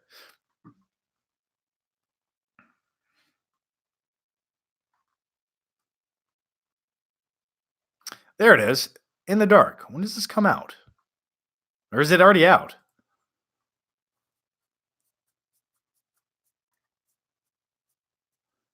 Scary stories to tell in the dark. Okay. Yes, it comes out in August. Okay, I thought it was coming out soon. All right, I was confused for a second. Yeah, I can't wait to check that out. I don't know much about it. I think I avoided the trailer, and I've been doing that for a lot of movies nowadays. So some smaller movies that I don't know much about, I sort of purposely avoid the trailer because I just want to go into it and see what it's all about.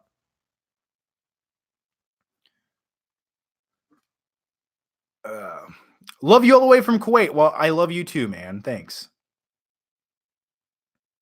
Thoughts on the Venom movie? Is it better than Spider-Man 3? You know, I don't know. I don't know. I want to say no, it's not. Because at least in Spider-Man 3, you have moments that feel like a real movie. And then you have other moments with Tobey Maguire wearing eyeliner and dancing around and you hate your life. But in Venom, it didn't feel like a real movie. It just didn't. It was almost blatantly terrible. But then again, Spider-Man 3 was blatantly terrible too at some points. I don't know. I don't. Which one is worse, Venom or Spider-Man 3? I know which one's the bigger disappointment, but I don't know. I think just from a directorial standpoint and a filmmaking standpoint, Spider-Man 3 at least has more memorable moments than Venom. So maybe I'm going to go with Spider-Man 3 is the better movie. Juan Morales. Juan, coming back once again with a super chat. Thanks, man. Thank you, John, for the live stream chat. Have a good night. And remember, steady hands, steady hands. Don't get scared now. Well, thanks, Juan. You have a good night, too. Sleep tight. And thanks for the support, man. I really do appreciate it. Thank you, Juan. Shields, OU 8112.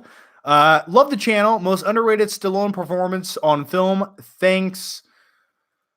Most underrated Stallone performance on film? Well, it's a little movie that came out in 1987 about a truck driver who arm wrestles for custody of his son. Maybe you know the movie. Maybe you've heard me talk about it, but I will do it once again just for the sake of this live stream. Over the top. Winner takes all, loser takes the fall. That's the most underrated Stallone performance.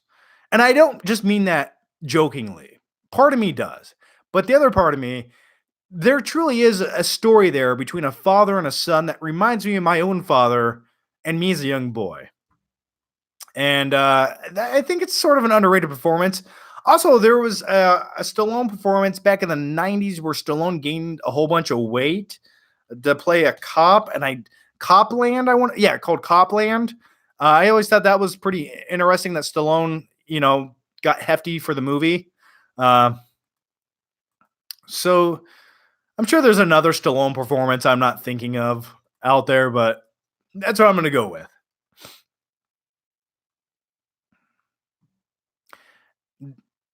Darian Taylor, thanks for the super chat. Shout out from NorCal. Been a fan for 5 years now. Well, thanks, It's Darion.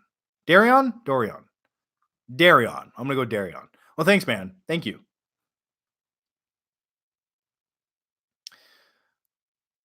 I have a VHS of Over the Top and still need to watch it. I actually have it as well. It's right there. It's laying down. Right there is my VHS copy of Over the Top. And sometimes when I go to sleep at night, I hold it. Crap, he's from Alabama? No, I'm not from Alabama. I just currently live in Alabama. I'm here for the next 2 years. I'm not going to stay here for the rest of my life. I'm just in Alabama for the next 2 years. And I moved here in March.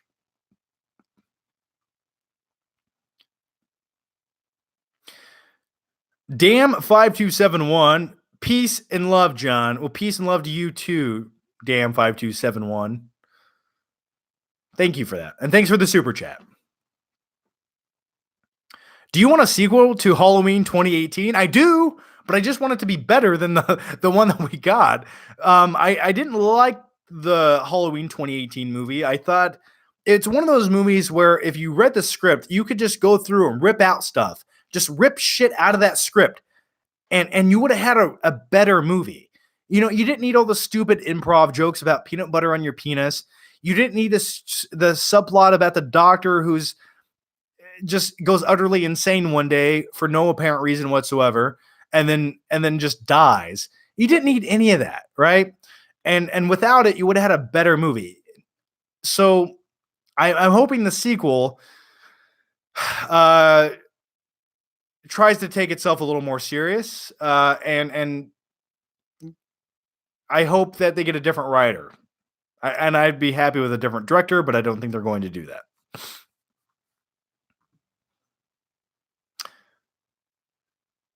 Van Van Halen or Van Hagar? Van Halen, man. I'm gonna go Van Halen. Uh, Van Helsing. Van Helsing. I love Van Helsing. That's one of my biggest guilty pleasure movies of all time.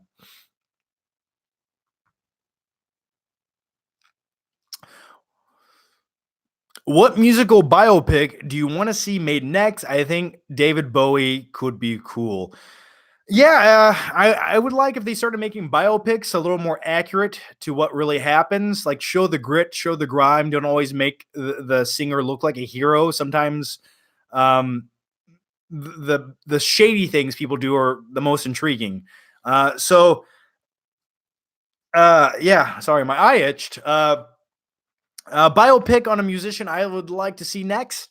I don't know. I'm a huge fan of the band Metallica. I'd like to see maybe that go down. That could be kind of a cool story. There's some tragedy that happened in that band with losing other band members at one point, and they've had such a long career. I think that could make for a fun movie. Juan Morales with another super chat. Man, thank you. Juan Morales is the VIP of this live stream. Thank you, John, for the live chat. Have a good night. And oh, I already read that. Sorry, I'm new to this. Sometimes I see the same super chat pop up and I get excited. I'm like, I got to read this before it disappears. What are your thoughts on Dark Phoenix? I did talk about Dark Phoenix somewhere. Where did I talk about that? Was it on the previous live stream? I did talk about Dark Phoenix on my podcast on Patreon. I talked about it extensively, but my thoughts on Dark Phoenix, I still want to make a video about it, but I will say disappointing. Disappointing. Feels like a half-hearted attempt at an X-Men movie. It sort of felt like no one wanted to be doing it. No one wanted to be there, and this is the product that we got from that. A lot of questionable choices. And the story was a story that I don't think anyone wanted to see. I don't think anyone truly wanted to see that Dark Phoenix story take place. After the last time we got that once before in X-Men: The Last Stand, and it was done terribly. But there's so many other storylines you can do in the X-Men universe. I don't think this was a necessary one. And it was a mess of a movie. It was truly a big mess. You had these great actors and the things that they gave them to do in the film seemed idiotic. For example, in the first act of the movie, you have Charles Xavier played by, I just forgot his name, Hedwig, James McAvoy. Played by James McAvoy, and he's sort of like they make him come across like an idiot for the first act of the movie, like he's inept. And then you have Michael Fassbender, who's a phenomenal Magneto, and they can't even bother to make him look a little bit older than he did in the previous movie, which was supposed to take place like 15 years or 20 years earlier, but he still looks the exact same age he has since 1965. And when I was watching Magneto in Dark Phoenix, I thought, why can't they just make his hair gray? Why can't they just dye this guy's hair gray? And at least like he looks the part, but no, they couldn't bother to do that. And Sophie Turner as Jean Grey, I don't think there was a lot of charisma. I thought some of the action sequences, I did like the ending action sequence on the train, but other than that, there's not much here to remember. And I will say my favorite scene in the entire movie is Nightcrawler. Nightcrawler at one point in this movie, and no, I'm not spoiling anything, guys. I'm just giving you general thoughts on it. Nightcrawler at one point in this movie kicks a lot of ass. Like Nightcrawler was the standout during the climax of this movie. And I thought, wow, if they could have just encapsulated that and given that to every character to have their standout scene, way better movie. But it just the way it even looked and the way that it was shot, it truly felt like it was from a first-time director. The movie looked cheaper than it actually was. When you have $150 million movie and you're just doing standard shots, the scope doesn't feel as big as it should. Thoughts on Batman 1989 on 4K? I have the 4K. It's back there. And I need to watch it still. So I can't truly give you my real thoughts on the Batman 4K yet. I do own it. I have the first four movies on 4K, even Batman and Robin. So I need to watch them before I give you my actual review.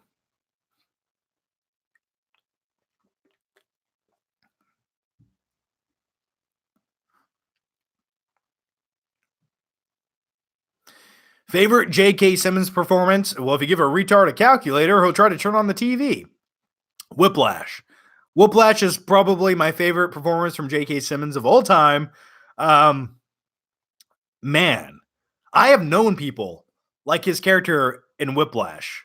I have met people like that with that level of intensity and hate, and that's a great character.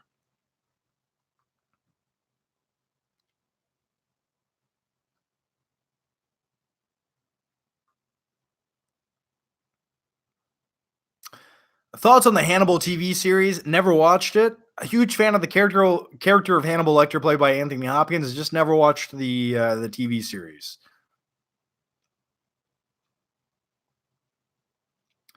John, what did you go to college for? I went to college for graphic design and marketing. So that's what I went to school for. And most of the shit I learned at home on Photoshop at 4 o'clock in the morning, just playing around with the program. Thanks for the super chat, Musk Tack Reviews. Any good horror, any good horror forest movie recommendations? Uh, yeah, you could watch the Blair Witch Project. That could be one. Any other good horror forest movies? I'm trying to think of other scary films that take place out in the forest. They all take place in basements or houses. I don't know. Why don't you guys comment a few things down below? What good horror films take place in the forest? I mean, I guess you could say Friday the 13th. That's out in the woods.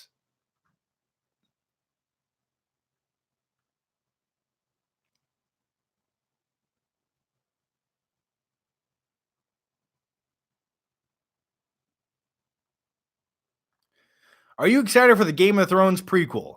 I was excited until I watched the latest season from Game of Thrones, and I know it's different writers and a whole different uh, creative team, but I'm afraid. I truly am afraid. I hope it's great. I want it to be good. And if you would have asked me this before I watched the newest season of Game of Thrones, I would have said, "Heck yeah, I'm excited." But as of right now, I'm just like, I'll watch it. We'll see. We'll see how good it is. I want it to be good. I need something else to do every week. Are you an introvert or an extrovert? I'm actually sort of both. I'm a selective introvert, which means I can be an extrovert if I want to. But part of me, I find it tiresome to be social with people that I know that I'm probably not going to interact with again. When it comes to my friends, when it comes to a group of people I know, I can be an extrovert all day long, but to be an extrovert just out and about for no reason whatsoever, I don't know. It's sort of exhausting to me. So when I go out into society, I'm maybe secretly an introvert when I want to be, but I'm not naturally that way. I just do it to hide from people.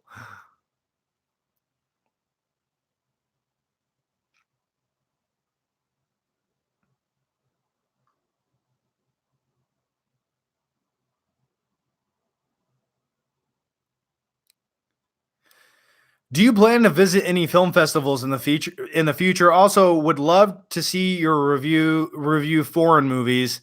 Um, Name a few foreign movies you would want me to watch that you think I should watch.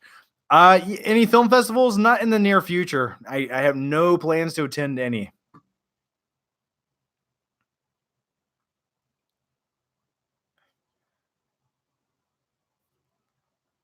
Are you excited for the Lion King reboot? No, I'm actually not. I'm not. I We've already seen the movie. It came out in 1994. 1994.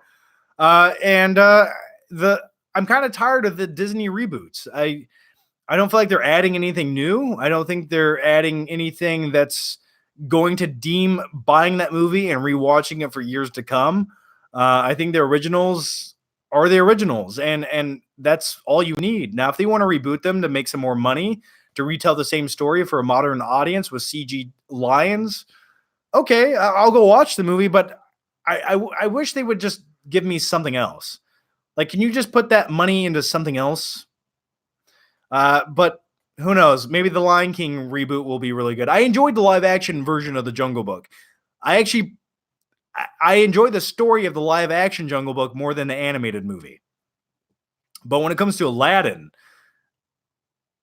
no. It was wrong. It had no purpose for being. You know, when it comes to like the Aladdin live action movie, I truly felt like in the animated version, you get more character expression than you did from the live action movie. And that's how I felt when I was watching it.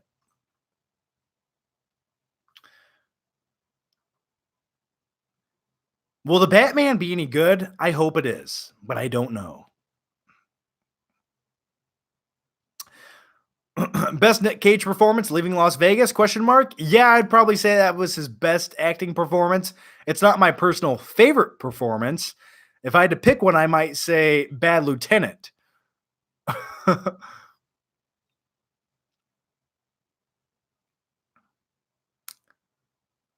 Just got a puppy. Any tips? Yeah, just give it water and food and it'll grow. I don't know. Just, care for the little guy. Hold him close. Tell him he's special. Raise him right. Teach him tricks. Take him on walks.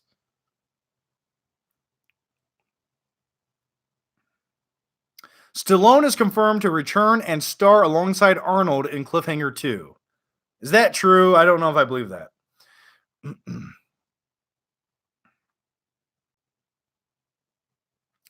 When Disney buys DC, do you think we'll get a Marvel versus DC movie? I don't think Disney is going to buy DC. I think Warner Brothers is going to hold on to that really tight.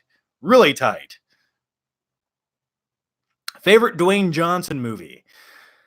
Man, he's been in a lot of forgettable movies, hasn't he? Like Gridiron Gang and the other movie where he's a truck driver and something happens. I don't remember.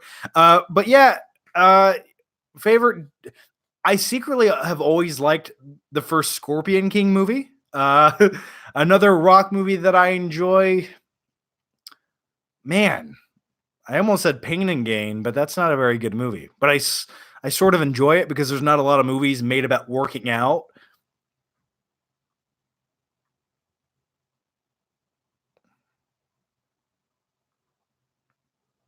Imagine the world if Disney buys Warner Bros.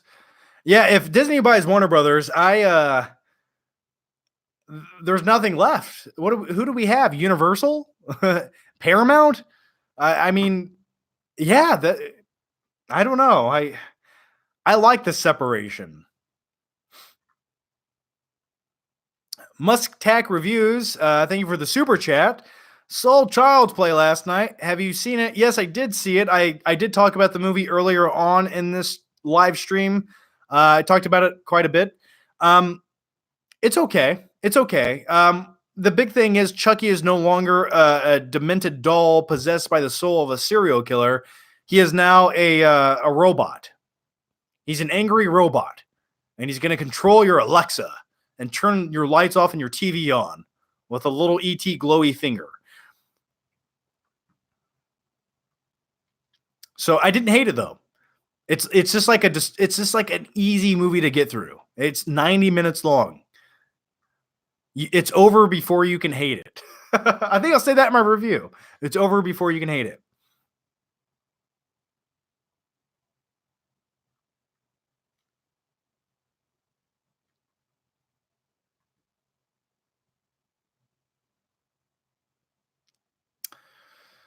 Uh, John, what's the last movie you watched? I watched Child's Play yesterday.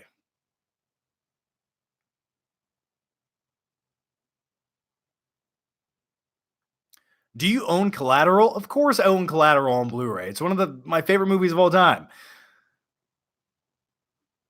Are you excited for The Irishman? Absolutely, I'm excited. But the set photos of The Irishman frighten me. They frighten me. Um, Go look up set photos of The Irishman. So I've heard that Scorsese, what they're doing is a lot of CG de aging on the actors of De Niro and Pacino, and I've heard that Scorsese isn't quite happy with the results of the de aging process, and it doesn't quite look right. And that's also my biggest concern too is are we going to watch this great story unfold but be uh have this really terrible CG right in our face where we can't look away from it and it just ruins the entire movie. So I hope they get the de-aging process down. I've heard that they inflated the budget to cope with this and fix it. So I'm really intrigued how good this movie can look, especially with the de-aging process.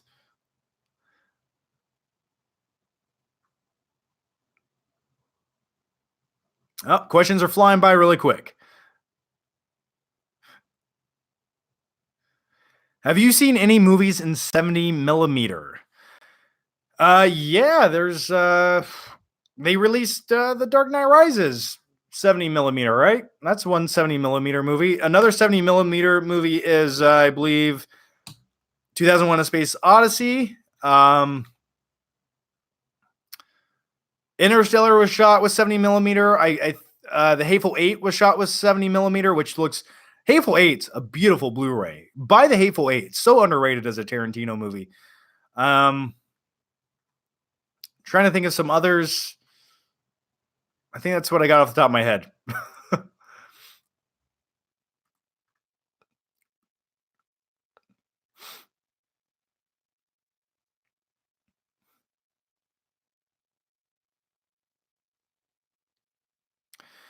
Did you see Booksmart? No, I did not see Booksmart yet. I've heard good things.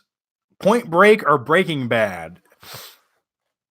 Two very different things. You can't compare those two things. You can't compare those. I need both of those in my life. I'm still waiting for the new season of Better Call Saul, though.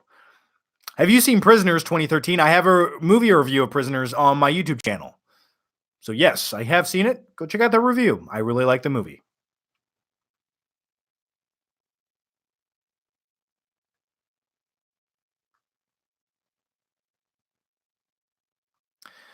Uh, Musk Tag Reviews. Thanks for another super chat, buddy. Will DC overthrow the Marvel in movies? Ooh, not anytime soon. I don't see it anytime soon. I think DC right now is sort of rebuilding their universe. They failed at it the first time, more or less. They got a few good movies out of it, but it failed. So I think if DC comes back and they make a kick-ass Suicide Squad movie, they make a great Batman movie with Robert Pattinson, they come back with another great Wonder Woman sequel and another Aquaman sequel, and they eventually start learning how to tie all these things in together to make a universe, a shared universe, which they're not that great at doing a shared universe, but they can make okay standalone movies. I think they'll have a chance. But right now, Marvel is so far ahead and established. It's tough to say, but I want DC movies to be good because when it comes to DC movies and the storylines, that's more tonally my preference in a movie. I like a little bit more dark and grit on my movies. So, uh, yes, I hope they start trying a little bit harder in the future. Have you seen the movie Super? Yes, I have seen the movie Super. Uh, I don't remember a lot about it though. I don't remember a lot about it. There was like two movies that were almost the same that came out around the same time, and one was what's his face from The Office, which was Super with Ellen Page, and the other one was The Defender with Woody Harrelson, right?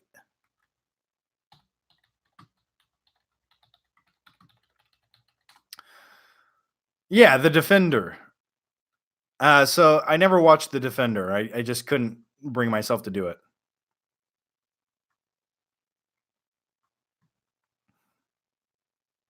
Thoughts on Super 8? I wanted to like it more than I did. It sort of had the tone of everything I wanted to see. It was like a love letter to Steven Spielberg movies with an incredibly terrible, dumb CG train crash sequence. And then at the end of the movie, you had this alien who killed everyone flying off into his spaceship, and people are crying. Like, what? Why are people crying? Because the big monster is leaving that just killed people that look like a spider.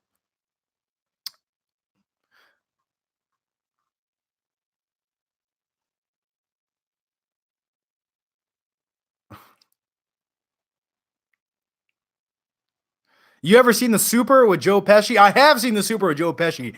Those are the kind of movies that used to play on HBO all the time when I was a kid. Yeah, I do. I just remember the scene in The Super where Joe Pesci goes to the apartment complex in the hood, and he parks, and they leave his car on cinder blocks. I believe that's the scene I remember most from that movie. Uh, the Thing 75191 super chat. Thanks, man. Thanks for the super chat. Total Recall or The Predator. Hope you're doing well. Well, thank you. Definitely going to go with The Predator. I like Total Recall, but it's definitely not one of my favorite movies of all time. Total Recall has that Paul Verhoeven, I believe. Yeah, Paul Verhoeven directed that, who also directed RoboCop and Starship Troopers. And he has this comedic tone in his movies, which I love. A lot of people don't pick up on it; they just think it's cheesiness, but no, it's his style of comedy. But The Predator is the quintessential action movie with Arnold in it. But I did like looking at Sharon Stone in Total Recall as a kid. Should they make a Last of Us movie? Sure, yeah, absolutely. They almost did. It was called Logan, except he was the Wolverine, and there wasn't a zombie apocalypse.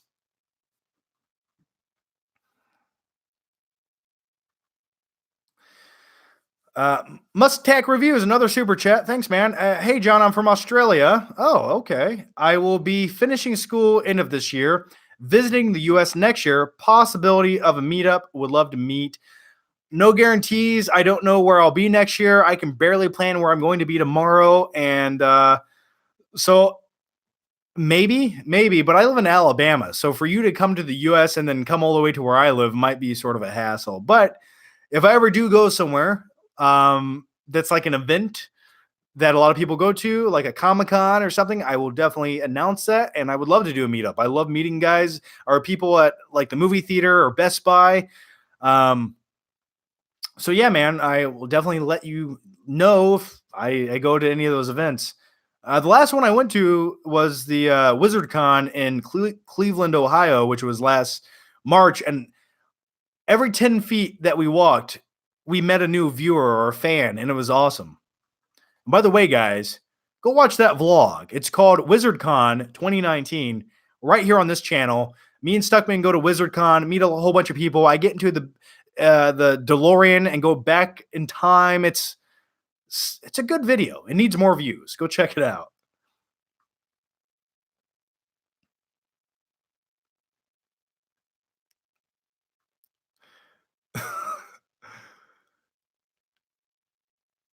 Any advice on how to get girls? I don't know, man. I don't know how I did it. I truly don't.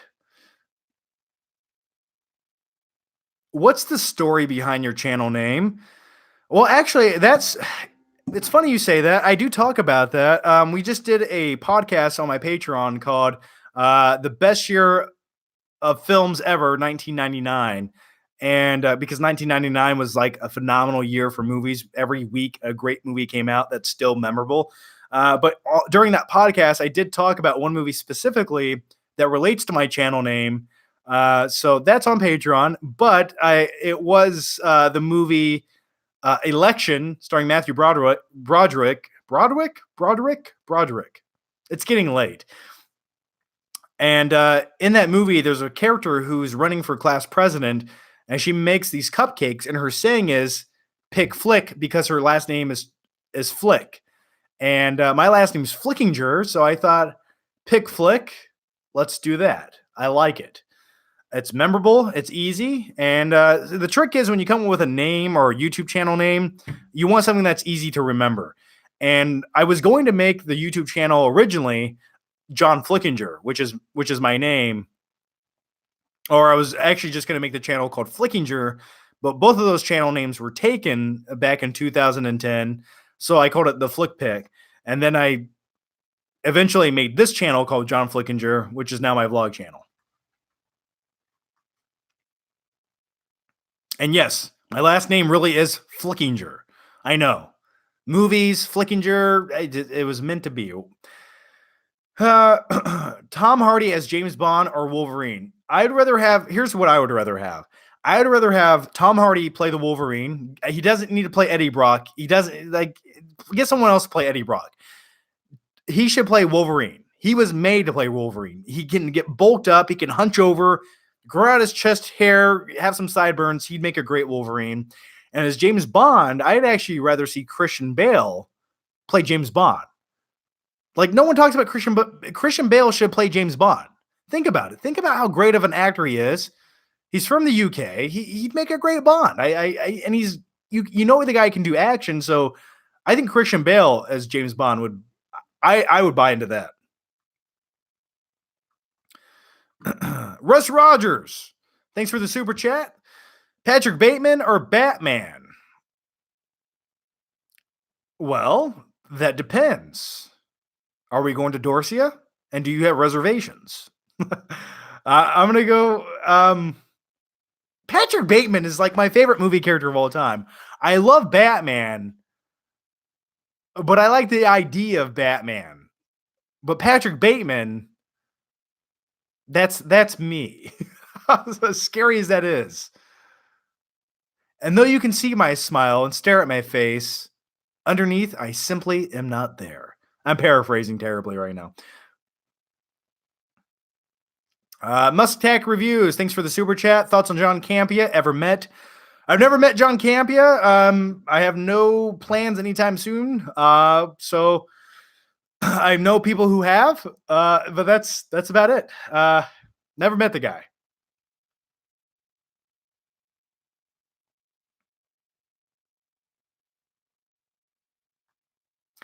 At what age will you have a crisis and watch Disney movies to go to your happy place?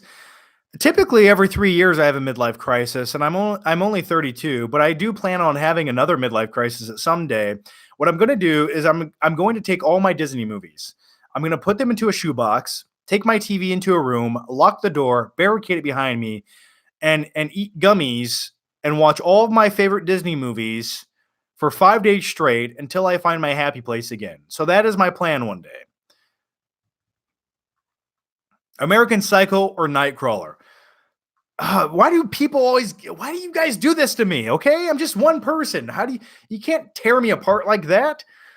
I would probably go with I love both movies. Both movies are like defining movies. They're both the style of humor in both of those movies, that dark humor, is the kind of humor, if you gave me the ability to write a screenplay, that is the kind of movie I would write. It would be like Nightcrawler or American Psycho. So I will say though, I'm gonna go with Nightcrawler just because, as much as I enjoy the character of Christian Bale, or the character of I forgot his name. It's so late. What is his name? From American Psycho. Why is my brain melting right now? Patrick Bateman. Yes. Okay, I just remembered it. Okay, I'm still coherent. Yeah, I like the character of Patrick Bateman, but I don't love the entire story of American Psycho. I think when it comes to a story with a great character like Louis Bloom in Nightcrawler, I think Nightcrawler is the more rewatchable movie for me, and both are rewatchable, but Nightcrawler for me evokes so many different things and gives me all these different things I want to see in a movie. I love movies that take place at night. I love characters just driving around, recording things, interacting, doing seedy things, and Nightcrawler is that movie for me.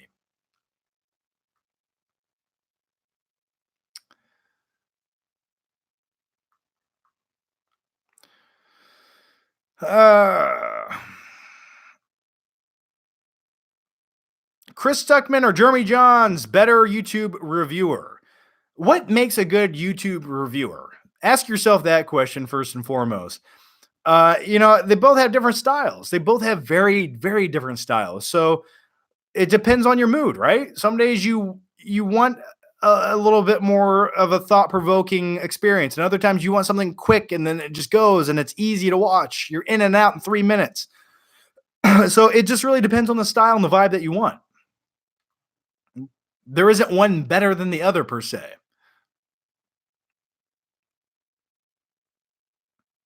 Do you watch The Office? Oh yeah. When it comes to Netflix, the only thing I was watching on Netflix for the last 4 months was The Office until I canceled it. Uh, I can rewatch The Office once a year. Phenomenal. Well, except for like the last 2 seasons, they kind of just like lose me. They lose the heart of what made the show.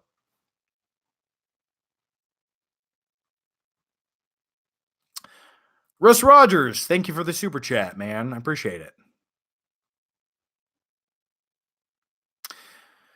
Dark Knight Rises, overrated or underrated? I think it's rated as it should be, right? I don't think it's underrated by any means. I mean the only real argument you can make is it might be overrated in some regards, but when you look at the scope of that movie and everything that it does and accomplishes and puts together, you can critique the movie. It has issues. It has some big issues. Um, but I think it's rated fairly. I think it has the rating it should.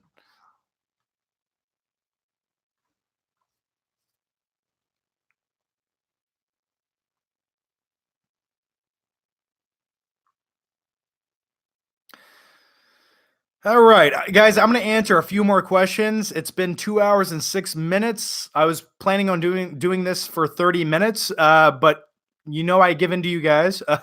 So I'm gonna take a few more questions. So if you have your questions, get them out now. I will try to pick a few before I take off here because I do have to get some other work done tonight, and I need to put together a Toy Story 4 review.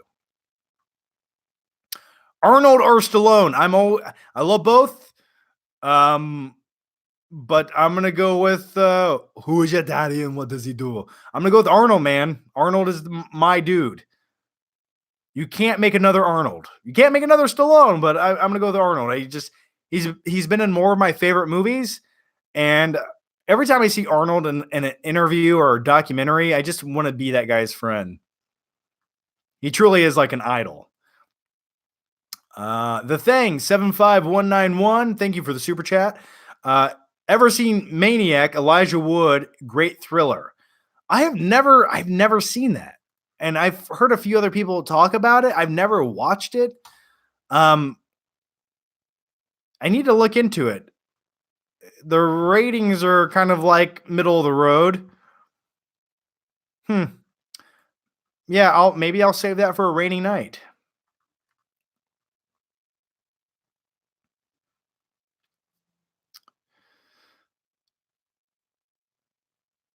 All right, a lot of the questions you guys are asking me right now, I talked about earlier on in the live stream. So if you guys want to go back like an hour or 2 hours into the live stream, I talked about like 90% of the questions being asked right now earlier on in the live stream.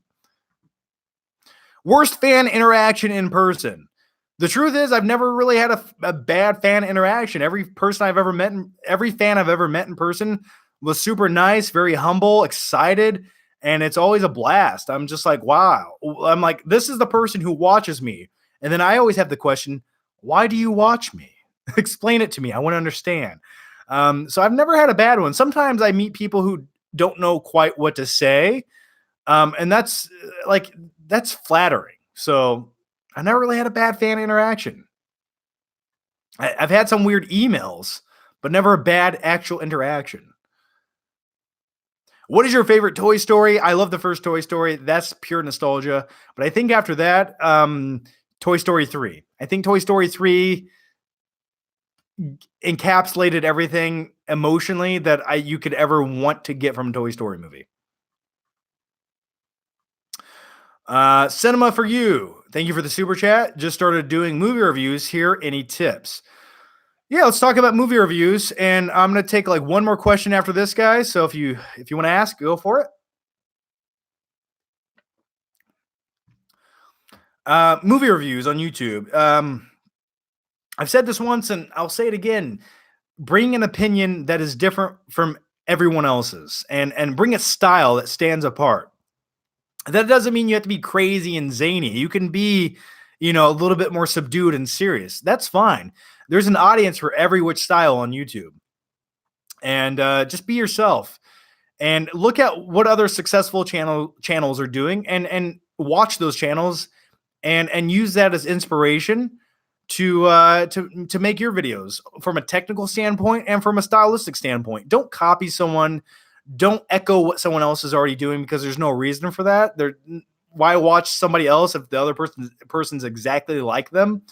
Um, so stand apart from those people, and do something that makes you stand out. Maybe have a segment on your channel that no one else does. So I hope that helps. I hope that's some decent advice.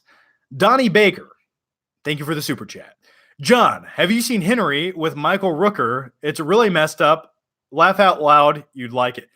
Henry, a portrait of a serial killer. Yes, I have seen that movie. I watched that movie with a good friend of mine. He made me watch it. It's a dark, weird movie about a serial killer hanging out with another dude. They're both just utterly insane, and they want to kill people. It's based on a true story. It's definitely one of those movies you might want to watch on Netflix at like 2 o'clock in the morning.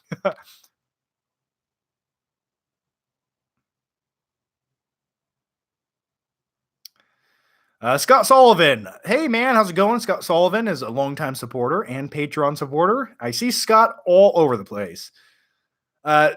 Just got out of Toy Story 4 for the second time. I love everything except for the abysmal ending that goes against everything the first three movies established. I will disagree with you, Scott. I think the movie explained itself, and I thought it opened itself up a different route, and I liked it. I thought they set up what happened in the ending to that movie as much as they possibly could, and I bought into it.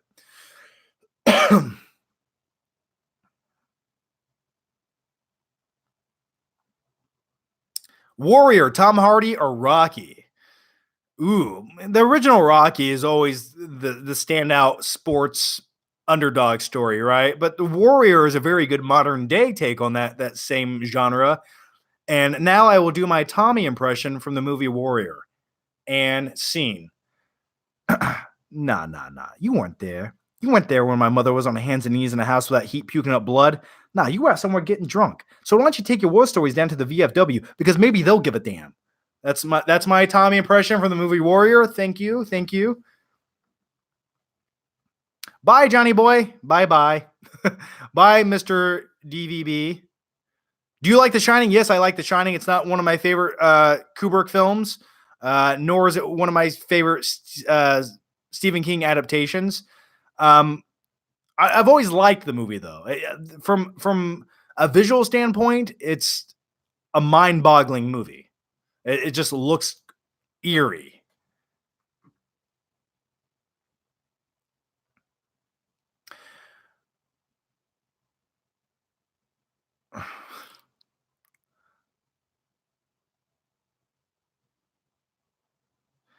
All right, guys. I think I'm going to wrap it up for now. I hope you guys enjoyed the live Q&A or movie news video. I don't know what you call this, but it was something.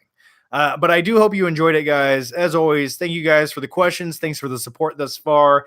And thanks to everyone who gave a super chat or just asked a question. Okay, now we have one more super chat. So I can't go yet. Aptum Kav, I can't read your name because it's in another language, but Aptim, I believe. Hey, John, hello from Russia. Oh, hey there. My question is, how do you think a real life Batman will look, and how he will keep his secret identity? Good luck. He'll just wear the mask.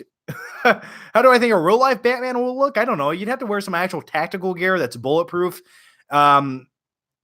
They actually have bulletproof face masks. If you look on YouTube, they have this mask that you can wear that looks like a helmet. Maybe like that, and you put little ears on it. That's probably what the real life Batman would look. But let's be honest, if anyone tried to be Batman, they'd be dead within 14 minutes of going out into society.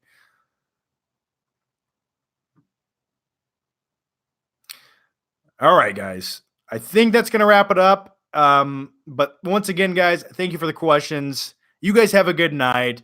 And like I said, make sure you check out that last vlog video I did here on the John Flickinger channel. There's a couple great vlog videos. I feel like I've been getting messages that people are not getting their my subscriptions or my videos in their sub box. Thanks, YouTube. Great algorithm. But so definitely check out the last few vlog videos here on this channel. Oh, Mr. DVB, making you read another super chat. Well, thanks, man, and thank you for the super chat, Mr. DVB. All right, guys. Thanks for watching. Leave your thoughts, your opinions right here on this video. And I will see you guys next time. Take care. Bye.